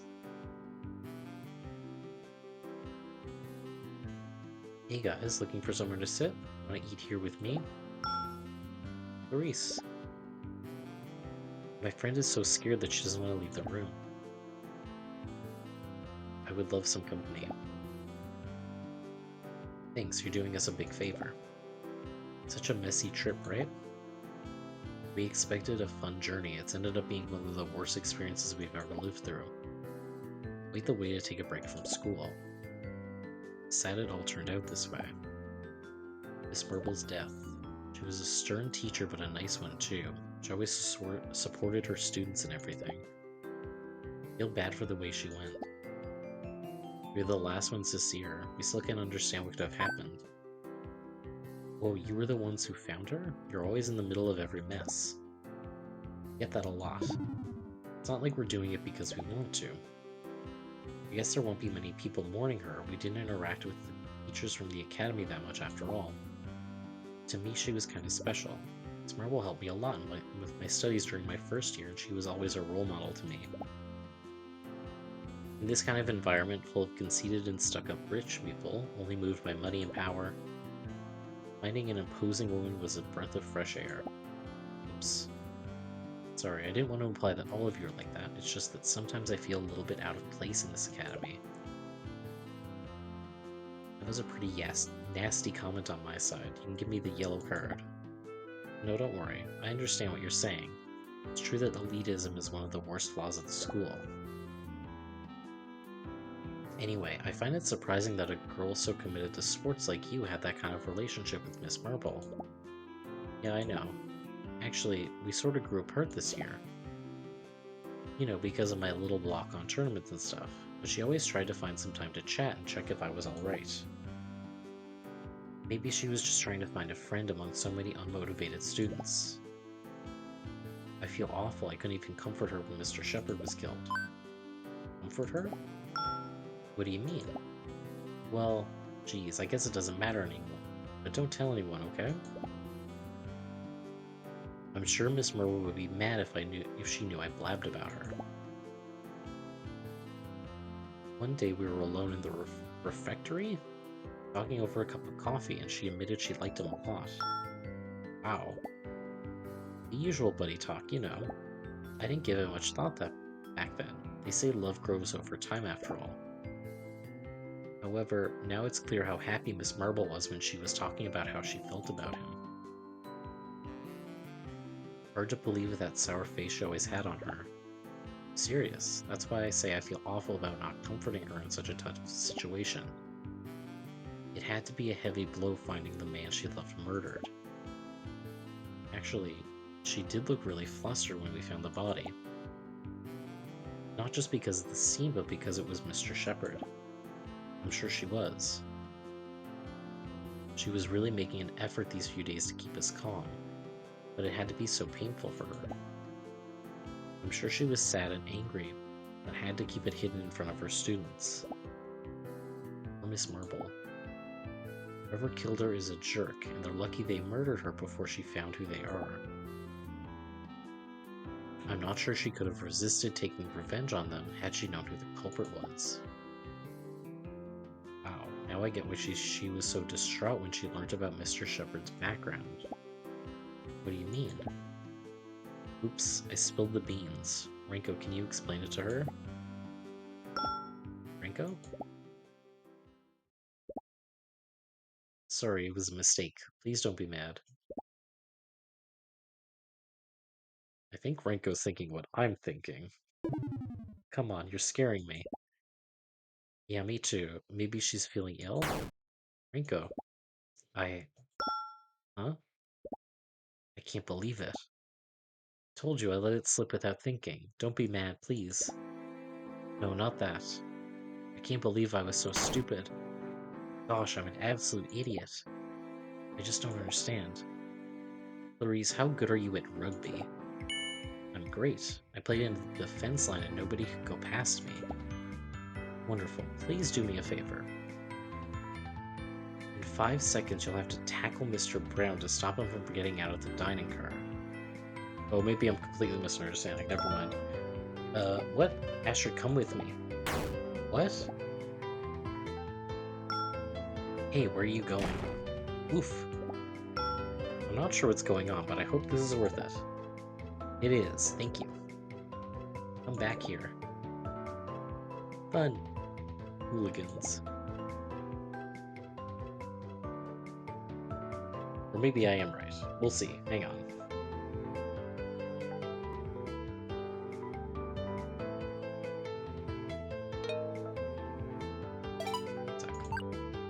Two girls just ran out of the dining car. Mr. Brand was hunting them down. He looked really angry. Did something else happen? I can't stand this anymore. I want to get back on land. Me too. This trip was an absolute nightmare. I'm so scared. What if someone else gets assaulted today? Please, someone come rescue us already. Listen, we've lived through a frightening experience, but you'll have to endure it a bit longer. Tomorrow we'll arrive at our destination and it'll be all over. But we can't let us get swept up by fear. That'll only make things worse. We understand, but it's hard knowing there's a killer on the loose. Everything is going to be alright. Just follow Mr. Brand's instructions and don't come out from your room. Make sure to lock the door. What if someone is trapped with a culprit? She would be in danger. Don't say that. Stop scaring us. Relax. Even if that were true, you wouldn't be assaulted because the culprit would expose themselves. They only acted because they knew no one would find out their identity. But it would be stupid to assault your roomie knowing you would be the only suspect. Follow the rules and everything is going to be alright. Yeah, you're right. Thanks for reassuring us. Hey, I finally managed to get back my phone. What did I miss?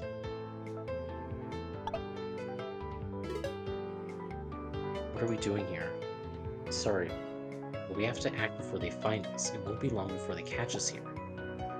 Okay, but why do we have to go inside Miss Marble's room? Last time we were freaking out and didn't search the place properly. I think the final piece of evidence we need to find the truth is right here. No, I don't think it. I know it. I'm sure. But it's dangerous to be here alone. What will we do if the murder comes to silence us? Relax. Nobody's gonna jump us. Except Mr. Brown, maybe. He sure is going to scold us good for running out like this. But let's leave that for later. We have to get in first.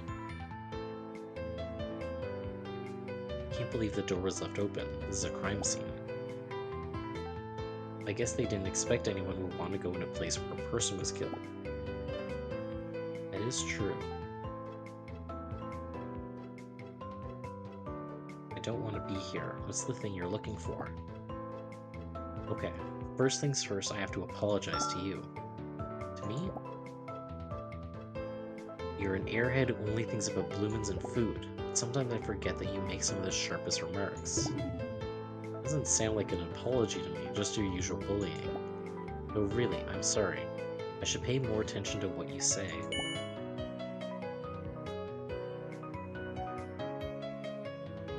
I'm liking this, I'm liking this music. Okay, I'm glad you're taking me more seriously. And I made you skip dinner. Twice. But for good reason.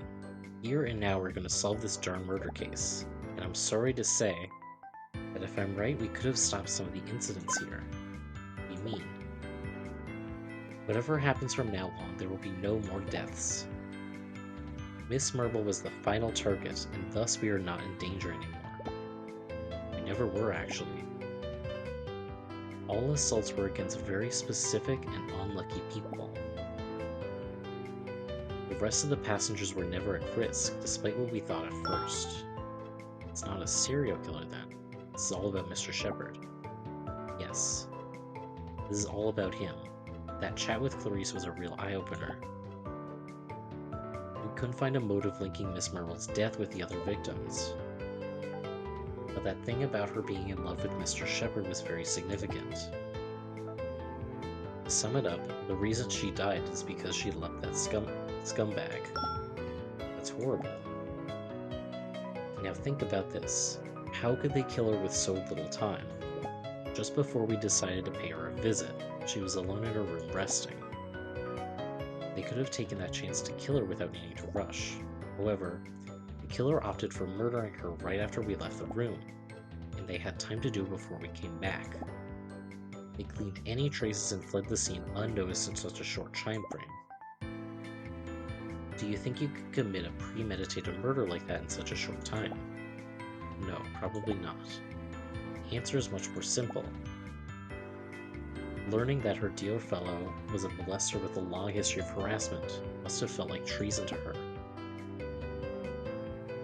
That is reason enough for her to fall into despair, though maybe not for such a dramatic ending. No, this is not just because she felt hurt, it's because she felt guilty. She did something unforgivable. I don't understand. What do you mean?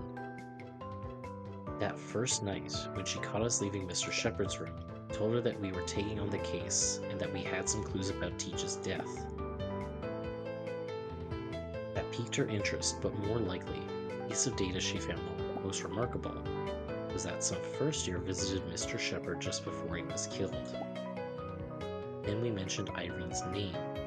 Didn't have any evidence to back that claim, also nothing to disprove it. That's why...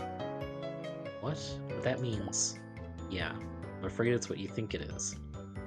That would explain why we found her dead, too. What an awful story.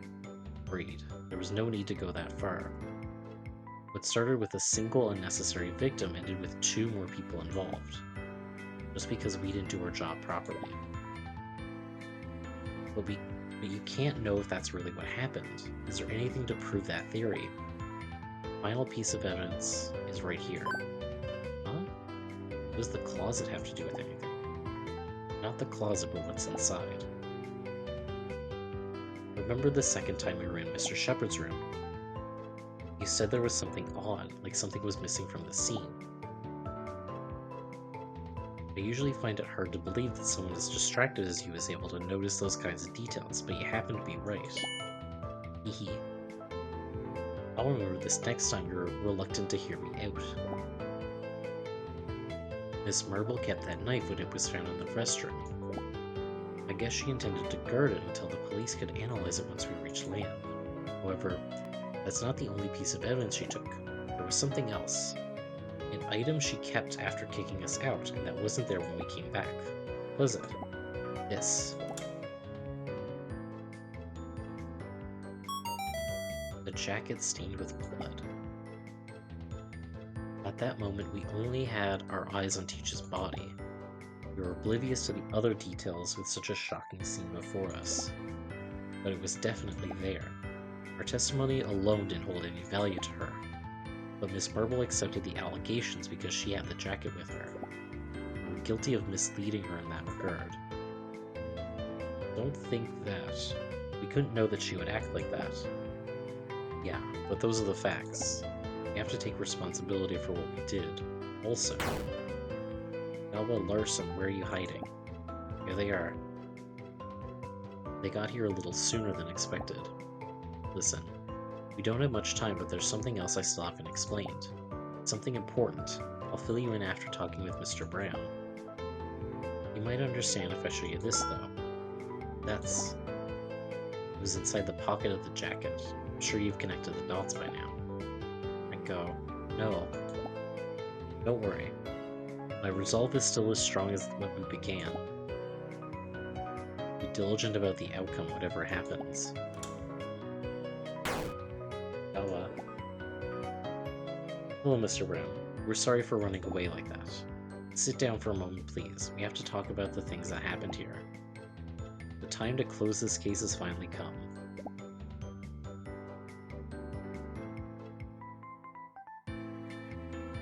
"2 days. Just 2 days were enough to unravel the worst tragedy we've ever lived through.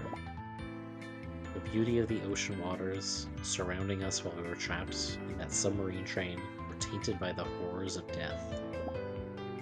But just as a new day had finally arrived, so would the moment to learn the truth. Not a little, not a lot, all of it.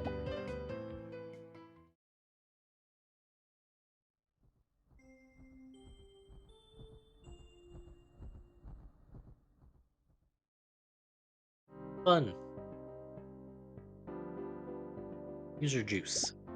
Thank you, Mr. Johnson. It's made from oysters and shellfish. Ew. Yuck. Just joking, of course. Right. I would have liked to know that before spitting it out. I apologize. Don't worry, I'll let this one pass because you are absolutely right. In the end, everything came down to discarding the things that were impossible and keeping what remained. It was a very valuable piece of advice. I'm glad it helped you. There's much to learn from literature.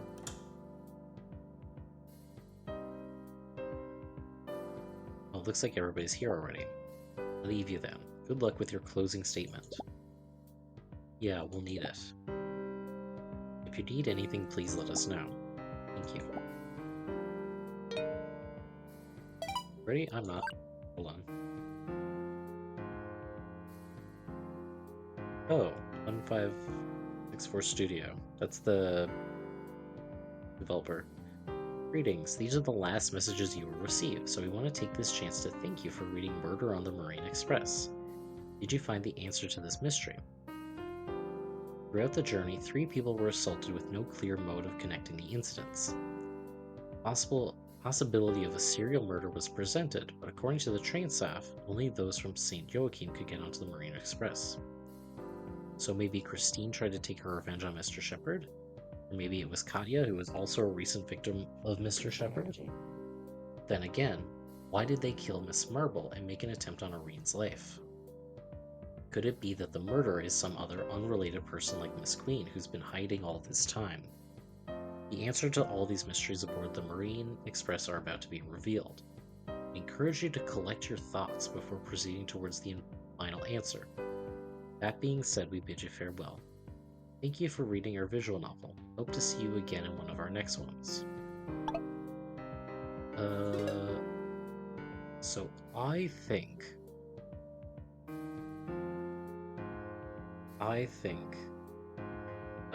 Miss Merble, because of what Franco said to her about Irene, attacked Irene, and then after finding out the truth about Mr. Shepard, killed herself. I honestly don't know who killed Mr. Shepard.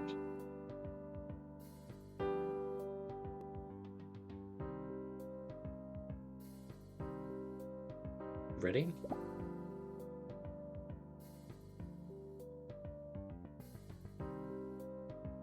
I'm a little anxious, but I'm ready. We're going to solve the case before the train arrives on land. Right. It's time to close the curtain. Let's go.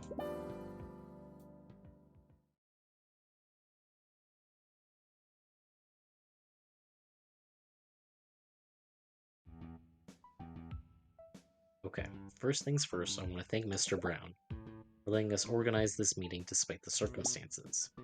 Really grateful to you for trusting us. I hope whatever you're going to explain justifies this exception. Yes, it will. To those present, I'd like to clarify that I'm not a big fan of these kinds of detective stagings. All the suspects are gathered and a culprit is pointed out after a long and tiresome explanation. But Astrid and I spent all trip investigating what happened on this train, and we think you have a right to know what we found. If you're here, it's because you are or were related to this case at some point, so it's fair that you learn the truth too. The rest of the students will be informed in due time. Thank you for your courtesy. Alright, now that we've finished with the introductions, let's start with the main event. First, a message of reassurance. There will be no more deaths or aggressions. The danger is over. Yeah, and how do you know that? We were never in danger, actually. Since Mr. Shepard's death, the following events were carried out with very specific targets in mind. So none of the remaining people aboard were in danger of becoming a new victim of the mysterious assaulter. You mean these killings were not done at random then? Not in the slightest. The culprit was very clear about who their targets were. I don't get it. And what's linking all three of the victims? That's what we're about to explain right now. A tragic development that could have been averted were it not for some obstacles in our way. Looking at the way things unfolded, I must admit there's no way we can know exactly how everything happened.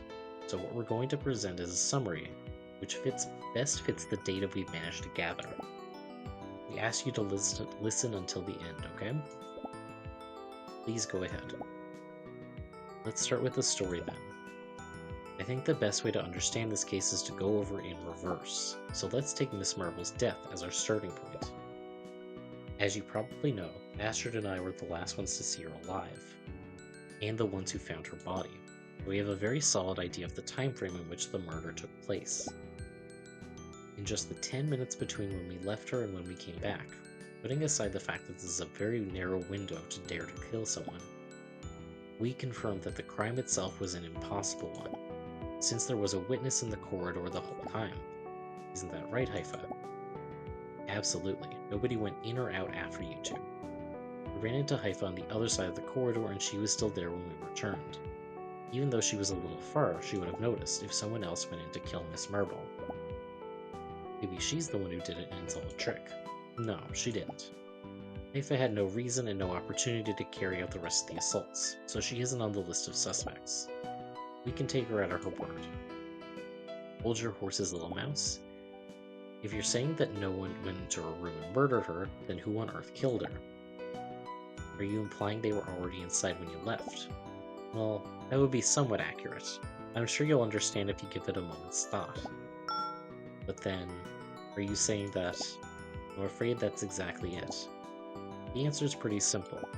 If nobody other than us went in or out of the room, and we're obviously not the culprits, then the only option left is that she took her own life.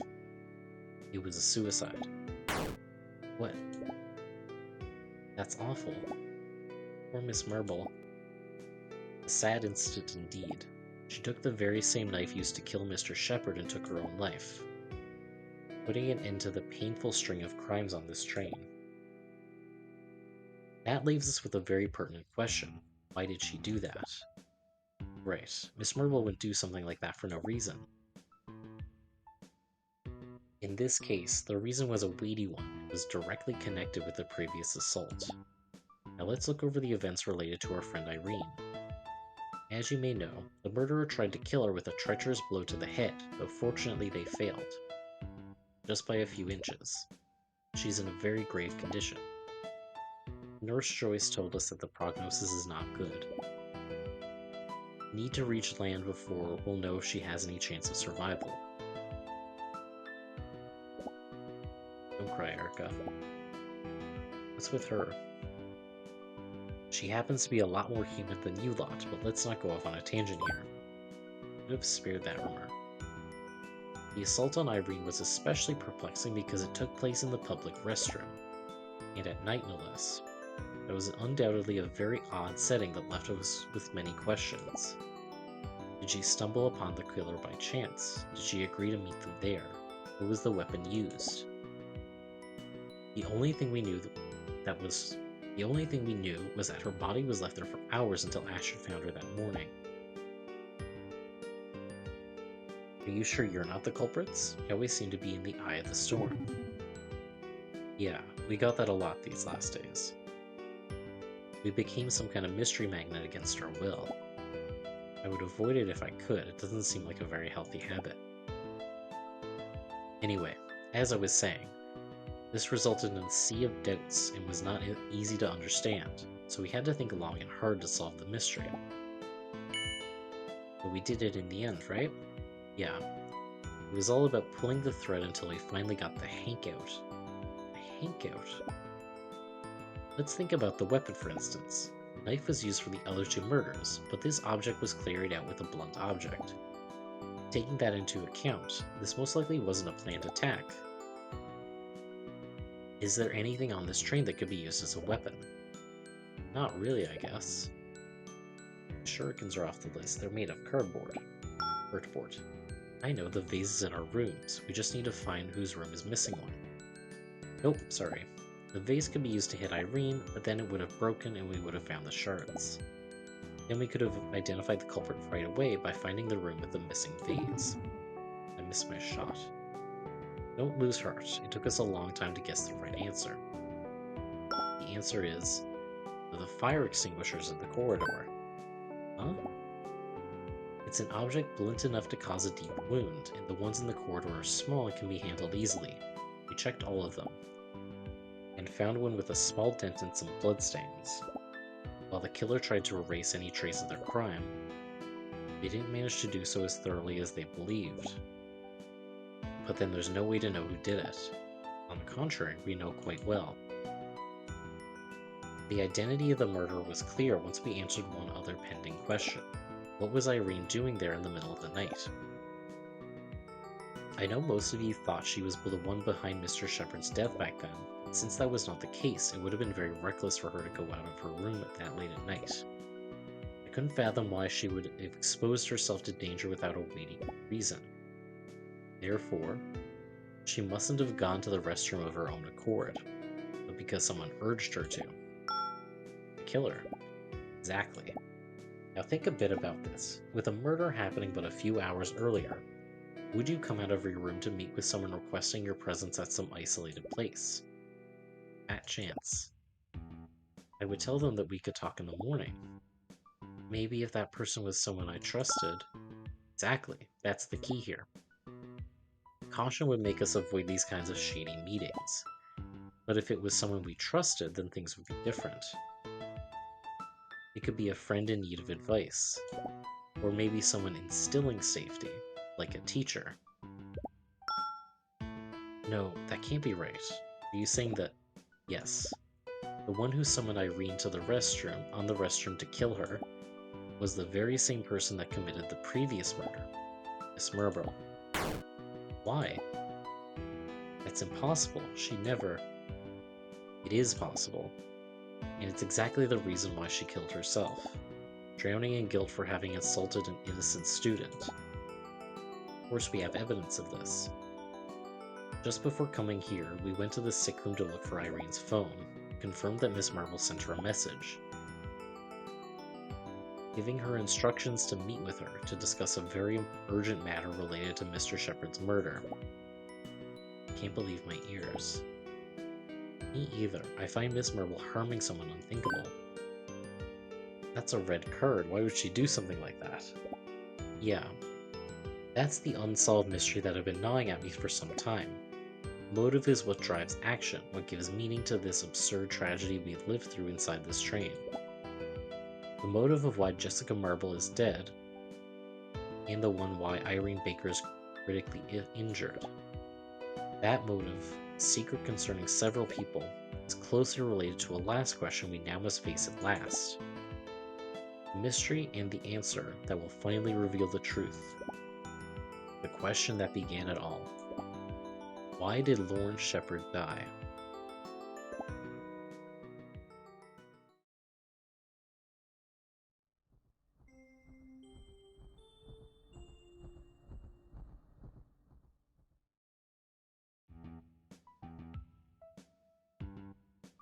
So far, we've talked about how Miss Marble's death and Irene's assault took place. However, it's time to tackle the final point, and the source of this whole mess. The day before yesterday, just after lunch, someone went into Mr. Shepard's room and stabbed him. Later, Clarice Rossellini, who is right here, found the body when she arrived at the room with the intention of discussing unrelated academic matters. The important thing is that during this period, between when Mr. Shepard left the dining car and when we found his body, there are very few clues to work with, and they even seem to lead to Irene initially, which is obviously wrong. On one hand, we have the murder weapon, the very same knife that Miss Marble used to take her own life yesterday.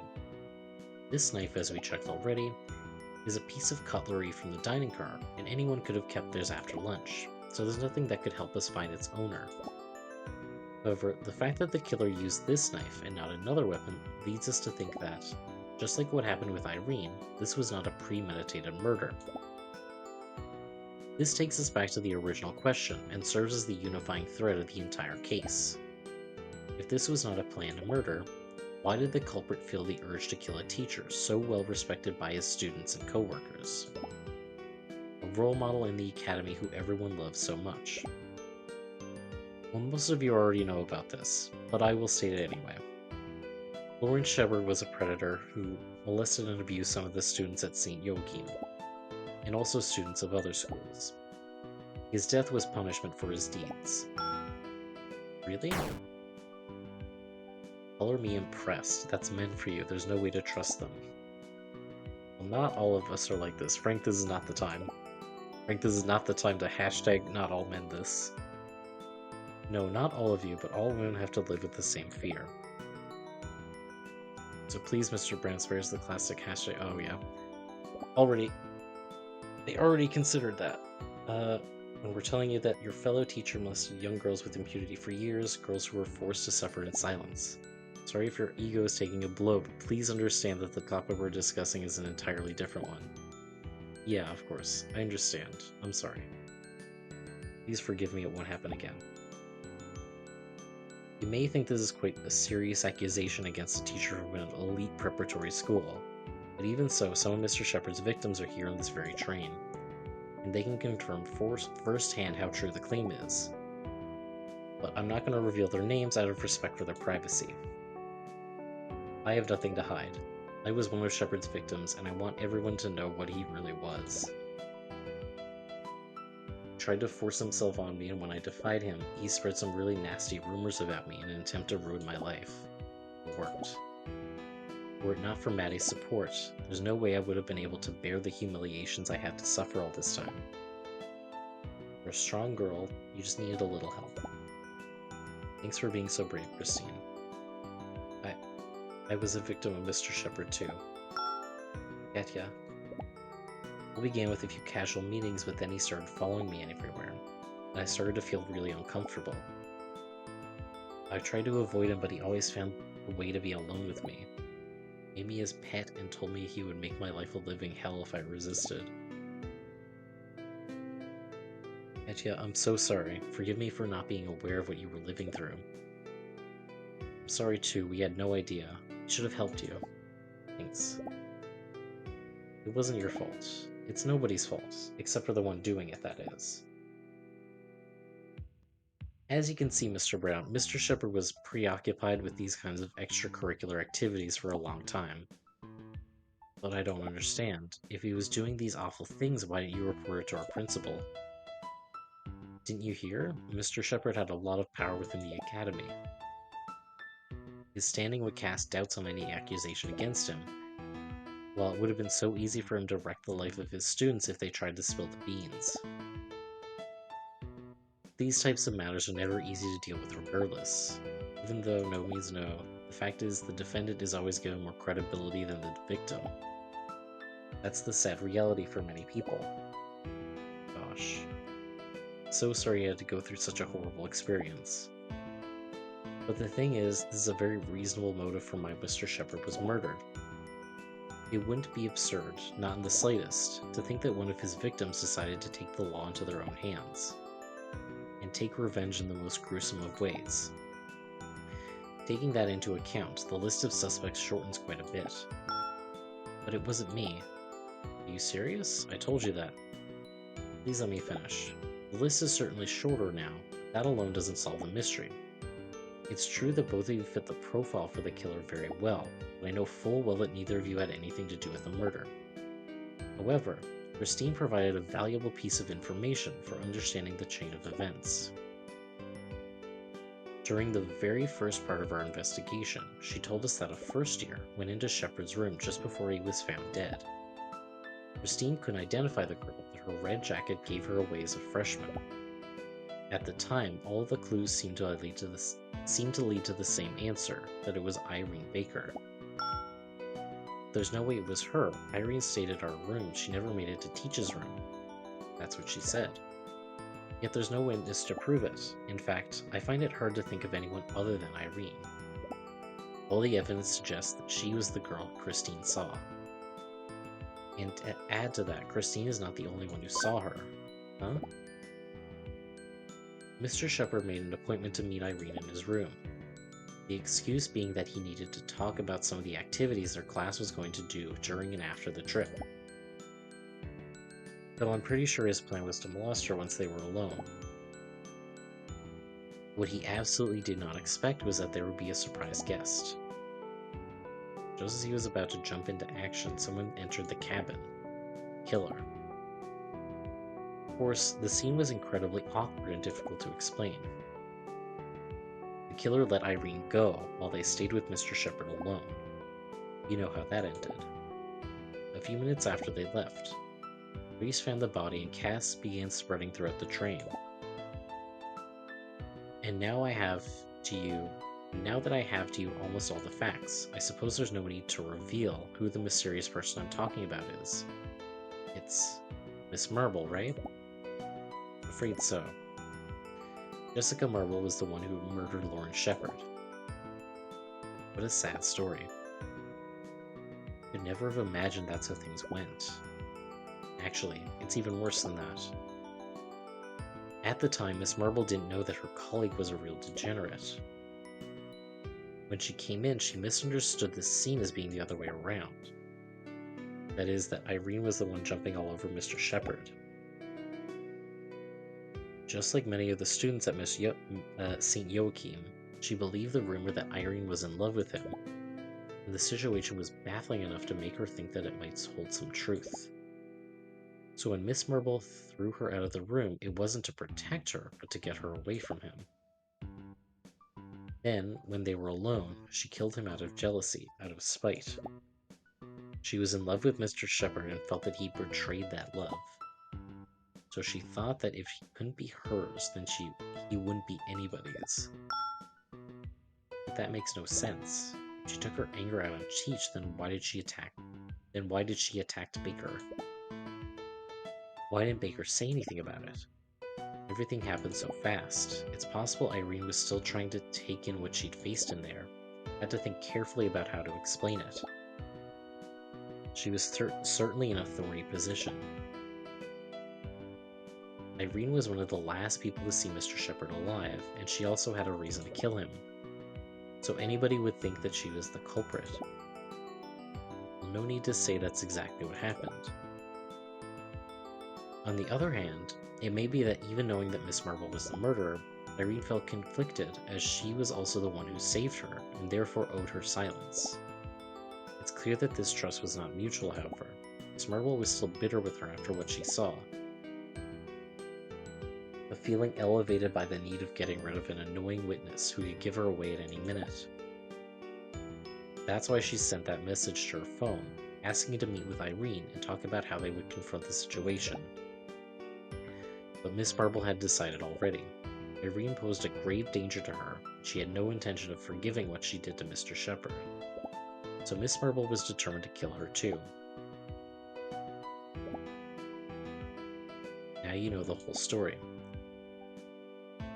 How what began as a mysterious death became a bout of fear following a second victim, and the possibility of a serial killer with a third. But in the end, nothing was done at random. There was a reason linking all three of the cases. Miss Marple wanted to redeem herself by paying with her own life. And now that the circle is closed, there won't be any more tragedies. Jessica, thank you for bringing us together to explain the situation. Just as you said, this was a tragic episode, but it's all over now. I hope things go back to normal when we arrive on land. Truly an eye-opening speech. Good job, Togawa. You can go back to your rooms. I'll talk to the rest of the girls and let them know that everything's okay now. Just one more thing. You may have forgotten by now, but before starting my speech, I told you that we can't know exactly how things truly unfolded. What I explained just then was the most plausible theory, but we have with us one last piece of evidence that we'd like to inspect in detail. It's something we found in Mr. Shepard's cabin. We want to discuss the meaning behind it with Mr. Brown, so we're going to talk with him a little more, while we keep the evidence safe in our room. That's all. That's everything I had to say. It was a painful event, but now we can go back to being normal. Let's pray that Irene can hold on until we get to land and she can get the proper medical assistance. Thank you all for your attention.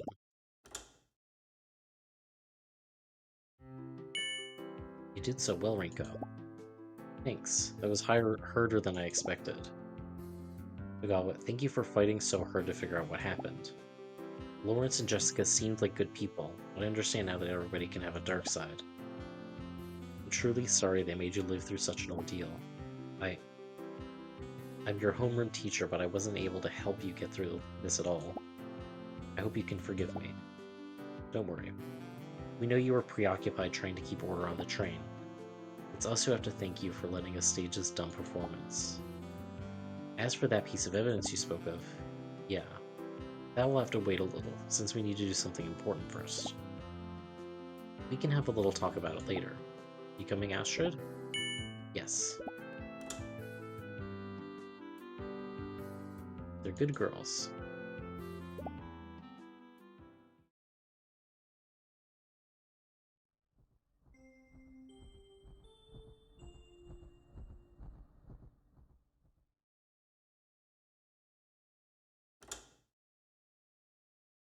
Hi, girls. Hey, what a surprise. Sorry for being in your room. I just wanted to offer my thanks for your efforts in unraveling the mystery. I let myself lose heart after all that happened and couldn't help it all. You worked so hard investigating who did that to poor Irene. I feel so useless. Don't say that. These were difficult days for everyone. We understand that you weren't feeling well. It's a shame things ended up like this. Miss Marple doing something like that. I'd have never seen it coming. I hope Irene makes it through this. Yeah, we'll have to wait a little before we'll know, once we arrive on land. Well, I'll leave you alone now. See you later. And sorry again for intruding. Don't worry, we expected we'd find you here actually. Did you find what you were looking for? Huh? What do you mean? Come, sit down here. It's better if you spare the acting. There's no need to continue your little charade. It was obvious we'd catch you here searching while we were out, since you were the one who killed Mr. Shepard. Oh shit? Plot twist? I, I don't get it. I have nothing to do with his death. You just explained that Miss Marble was the actual killer. Yeah, look. That was just to calm the others down with a plausible theory. I'm actually kind of surprised you believed that all so easily. Didn't you give it any thought? If you go over the story, it's easy to see that it has more holes than Swiss cheese. I guess I should be happy that it worked so well. You're saying that Miss Marble wasn't the culprit then? The last two incidents were undoubtedly her work. She was the one who assaulted Irene and then killed herself out of guilt. But the murder of Mr. Shepard is a separate case. I told you that Miss Marble burst into the room just as he was about to sexually assault Irene. Then she kicked her out and killed him out of jealousy. But how could she do that? She supposedly stabbed him in the moment blinded by rage. Were that the case, it makes no sense that she had a knife with her. Clearly it had to have been premeditated. But also, with a temper like hers, I find it hard to believe that she wouldn't have taken it out on Irene right then and there, give her a good scolding for what she was supposedly doing. Miss Marble had the entire train trip to make amends with Mr. Shepard. Even if she felt betrayed, she would never kill him out of spite. I'm sure those who knew her better had some doubts about that part. So you're saying it was me who killed him? But that doesn't make sense either. I had no reason to do so. I wasn't one of his victims. I didn't even know he was harassing students until you told us. Lena, we're friends, and as a friend I'll say it again. There's no need for you to keep pretending. We know it all. Don't know what you're talking about. Astrid, bring it please. Okay. Last night I had a revelation. I thought hard, really hard, until I finally understood some things. The first was that we were looking at the case the wrong way. Up until then, I was sure that everything was the work of a single culprit. Even when Astrid suggested the possibility that maybe that wasn't the case, I rejected the idea immediately. After all, what were the chances that two murderers had gathered in the same place to kill different people? Unless the second one was a result of what the first one did. Having missed that held up the investigation tremendously. The second thing I learned was that there was something missing in Mr. Shepard's cabin. An item that was there when we first found his body, and that was not when we came back. Miss Marble took that item with her and kept it in her room. I'm sure you had a hunch when you heard me say that we still had one more piece of evidence to check. That's why you came here while we were still out, to snatch it and dispose of the only clue incriminating you. It's this jacket with Mr. Shepard's blood on it. But that's not mine. I'm wearing my jacket. We all have spare clothes. We just have to check your baggage to see if you're missing a jacket or not. But even if that weren't proof enough, we have further evidence pointing to you as the culprit. Let me tell you once again about the events that took place 2 days ago in Mr. Shepard's room. This time, the truth about what happened. That afternoon, you went over there while Irene was taking a shower. Your excuse was that you wanted to save seats for us to see the panel at 3 p.m. But nobody actually saw you there. At least, not until later. You came in and killed Mr. Shepard. You'd planned it in advance. You took the knife at lunch when Mr. Brown knocked over the cart. Taking one from the table would have been too obvious, but nobody would miss one that had fallen on the floor. Fortunately, you didn't expect to get your jacket dirty with Mr. Shepard's blood. So you left it there, hoping that no one would find its owner. Then you disposed of the weapon in the bin in the closest restroom to your cabin. Is this correct? Rinko, I told you. I had nothing to do with it. I didn't even have a motive to kill him. Last night we talked with Madeline and Christine. We asked them about the girls Shepard had harassed in the past. Among them was Margaret Hastings. She was your older sister, wasn't she? She took her own life just 2 years ago, right before Mr. Shepard transferred to St. Joachim. Is this why you killed him? You wanted to get revenge after he pushed your sister to commit suicide? Yes, that's right. He assaulted her, then spread horrible rumors about her after he got bored of using her as his toy. Madge couldn't go on without feeling the judgmental stares of everyone around her.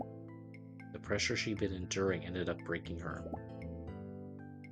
Every night she cried in anger and bitterness, knowing she had to keep silent about the harm that bastard did to her family and herself. In the end, Madge couldn't take it anymore and took her own life. She told me everything before she did it.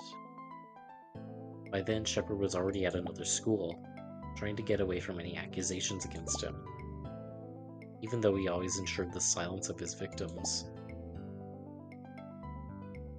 I'm really sorry that Margaret had to live through such a terrible experience, and your family too.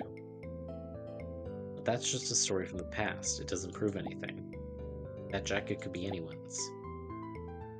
Maybe it's Katya's. She also had a direct and plausible motive to kill him.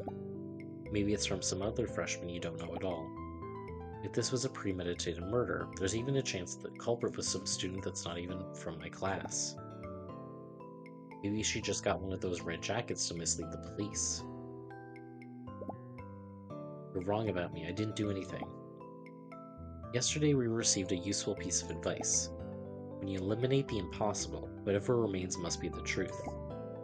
That's what we did. Once we confirmed that the rest of the girls involved had no opportunity to commit the murder, what remained was, as hard and sad as it may be, that you're the only one we're looking for. I'll say it once more. Lying is useless. We know everything. This jacket can't be anybody's but yours. No, it's not. How can you be so sure? Why are you so determined to accuse me? Why? Lena, we know it was you and you alone. Because we found this inside the pocket. This is the pin Astrid gave you when we first got on the train. I gave you the Bloomin' Mama one because you're nice and kind like she is. Everyone had a different one. I told you. We know everything. There's no need to keep lying. You have no idea. You know nothing at all. You don't know what I had to go through. You don't know what I did. You don't know why I did it. You don't know anything. Lena.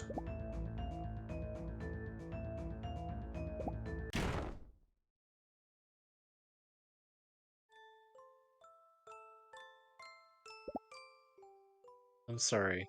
I'm so sorry. I didn't want... Because of me, Irene and Miss Marble... It's fine. Try all you need. You've been suffering for a long time.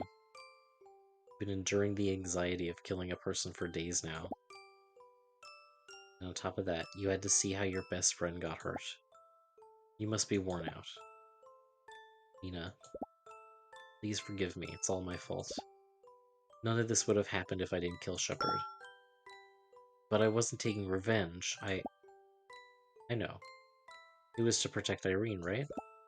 Yes. That morning, just before we arrived, you heard Mr. Shepard making plans with Irene to talk about the class activities. But you knew what he was scheming.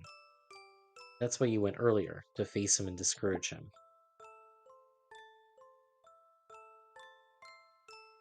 I knocked on his door and he was surprised to find that it wasn't Irene. He invited me in. I didn't waste any time. I told him who I was and how much I hated him. I wasn't gonna let him do the same thing to my friend that he did to my sister. But his answer left me frozen in horror. He said that he remembered Madge, that he had a hell of a time with her, that if I wanted him to leave Irene alone, that I could be her replacement. He moved closer and that's when I showed the knife. I threatened him, saying I'd attack him if he tried anything. Jesus Christ.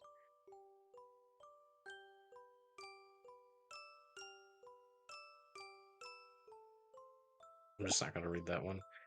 And then he pounced on me. When I realized what had happened, it was too late already. Terrified, I leaned forward and stabbed him. He died almost immediately. His blood spurted all over my jacket. Scared, I left him on the bed and knew I had to flee right away.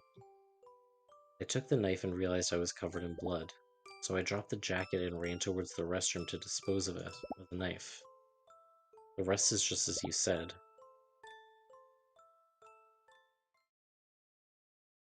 That means it wasn't on purpose. It was him who assaulted you. That's self-defense. No, it's not that simple. She's the one who had the knife and was acting hostile towards him. Not to mention, she had reasons to kill him. They'll have to study this case very closely to decide how guilty she really is. So you're going to turn me in? That's without a doubt the hardest question I've ever had to face in my entire life. And I've thought about it a lot already, I promise. I hardly got any sleep thinking about it. You're my friend, and I understand the circumstances you were in, and also that you didn't intend for any of the following tragedies. But at the same time, I've always been following the mantra that one must have a clear conscience. You're probably bored with it by now.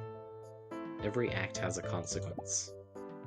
Anytime you do right or wrong, your act will have an impact on other people. And the right thing here is to take responsibility for the result of your actions.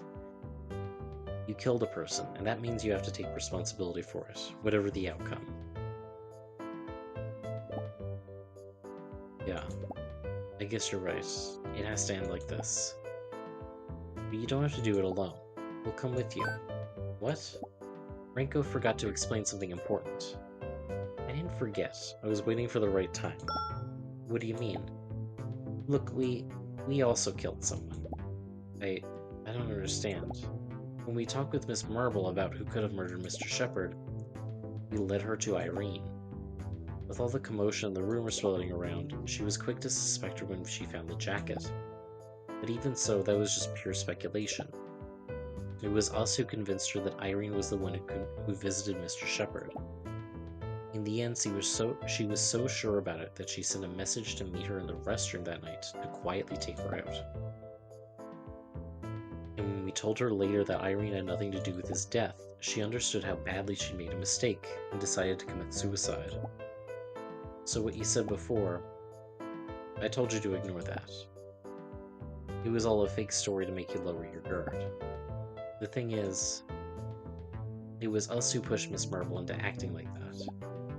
Indirectly, our words led to her murdering someone and then later killing herself. And for that, we have to take responsibility too. But you can't take the blame for that. There's no way you could have known she would act like that. Perhaps. But intentional or not, the fact is that our reckless attempt at an investigation was part of what caused this ending. Had we stopped playing sleuth, had we let things flow naturally, none of these events would have taken place. Our acts had their own consequences, and I want to take responsibility for them. When I explained everything to Astrid last night, she agreed with me. Come on, let's talk with Mr. Brown. Don't worry, we'll be with you no matter what. Thank you. We went to talk with Mr. Brown after that. We told him what had really taken place aboard this submarine train. Lena's confrontation with Shepard, our unfortunate mistake, Miss Marble's misunderstanding. With a grave but calm face, he listened to our confession just minutes before the train arrived on land, after 2 days of madness. Once we were out, the police began their own investigation, though there wasn't much left to do by then.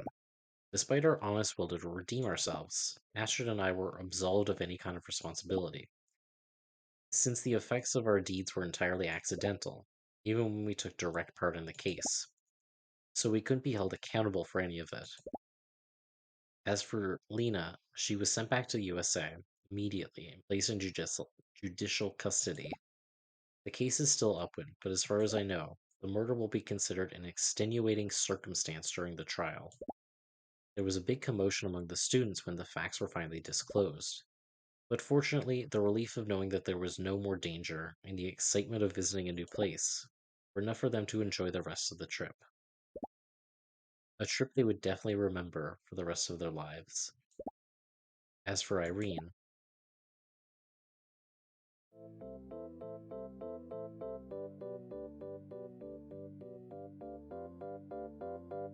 concept David Heredia, scenario David Heredia. It seems those girls found the truth in the end. I'm glad that, like this train, they also reached their destination. Remember, there are lots of mysteries in this world. You're the ones who must figure them out.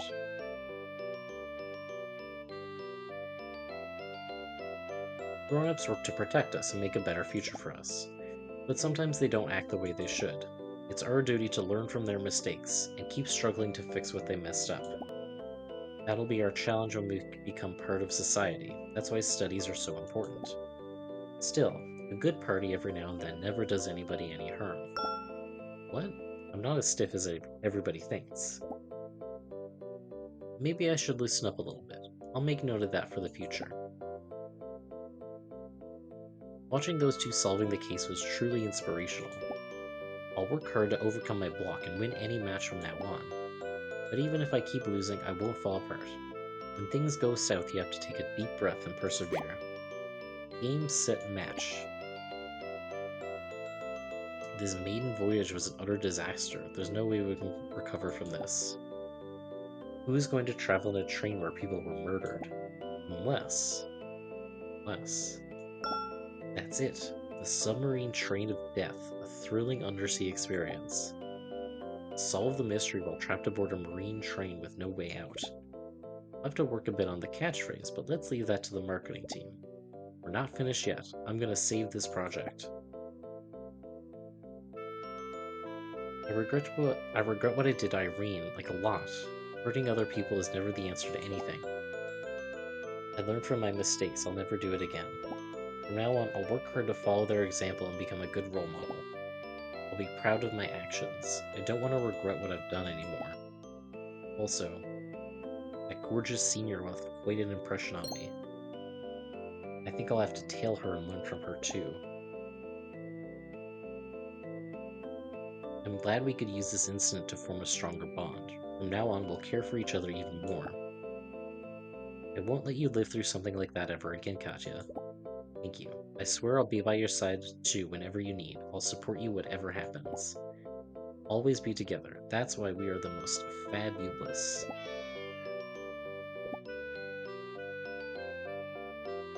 I have to say, thanks to the little mouse and her friend.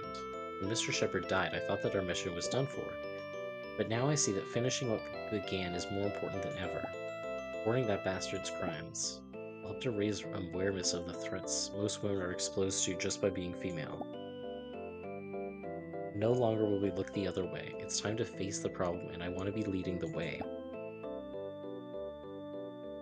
This case reunited my interest in murder mysteries. Maybe I should join the St. Joachim's Mystery Club. I still have a lot of training to do as a ninja, though. The Crimson Moon will shine brighter next time.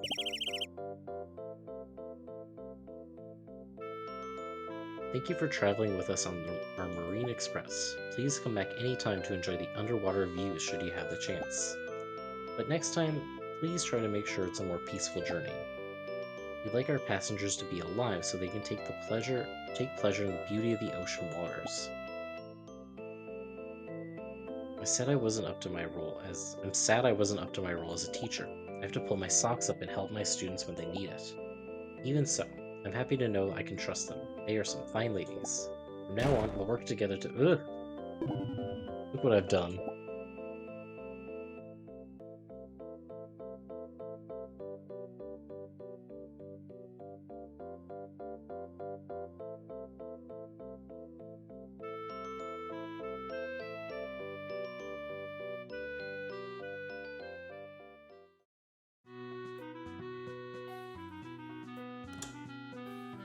Irene! Hello, nice to see you. How are you feeling? I'm feeling better, thank you. The doctor said I'll be discharged soon. Fantastic. You looked pretty bad when they took you off the train. I'm fine now, thanks to you. If I received first aid even just a little later, we might not be talking like this right now. I'm so glad I found you in time. I can't believe your love of restrooms was useful for once. Don't say it like that. Asher was making the craziest face when I got there. She was crying at Ocean with such a funny grimace, like this. Stop it. Haha. There's no way anyone could be bored with you two around. I'm so happy to see you smiling again. We were so worried about you. That was a pretty intense trip, but now that it's all come to an end, I hope everything can go back to normal again. Tell me, do you know anything about Lena? There's no definitive sentence yet. It seems they're considering a couple of years in a juvenile detention center. It could have been worse, but this case ruffled some feathers, and they took into consideration her circumstances. Also, Maddie and Christine presented their report about Mr. Shepard so that the whole truth is known. And that info will be taken into account for the final trial. I hope it turns out well.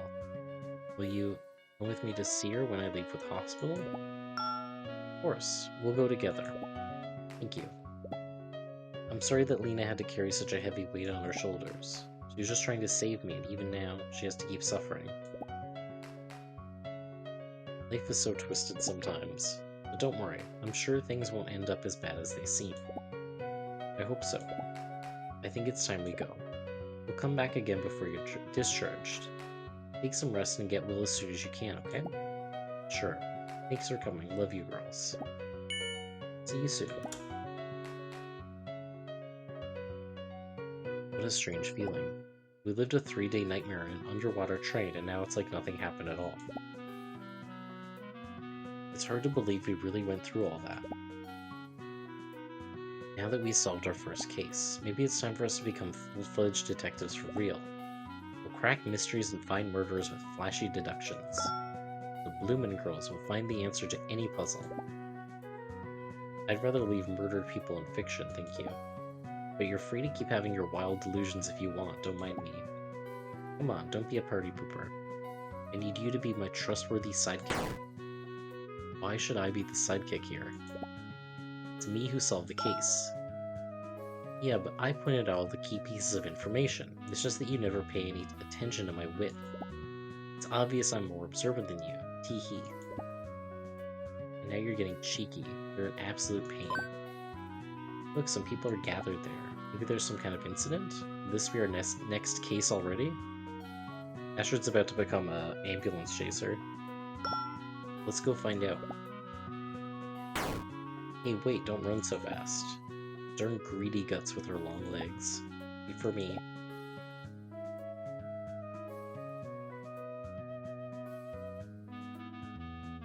The end.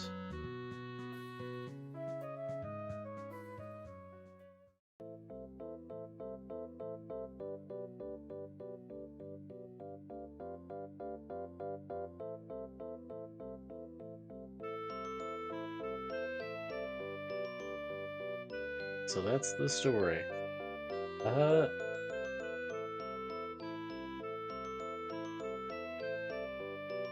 Yeah, I did enjoy that. It took longer than I thought. I thought it was only going to be a couple hours, but it wound up being about 4 hours. But yeah. I don't know when I'm going to stream next. Maybe Wednesday, but I'm not sure. I won't be able to stream on the weekend, so I'd like to stream once more this week. And probably be back doing Pokemon Trading Card Game, I would say.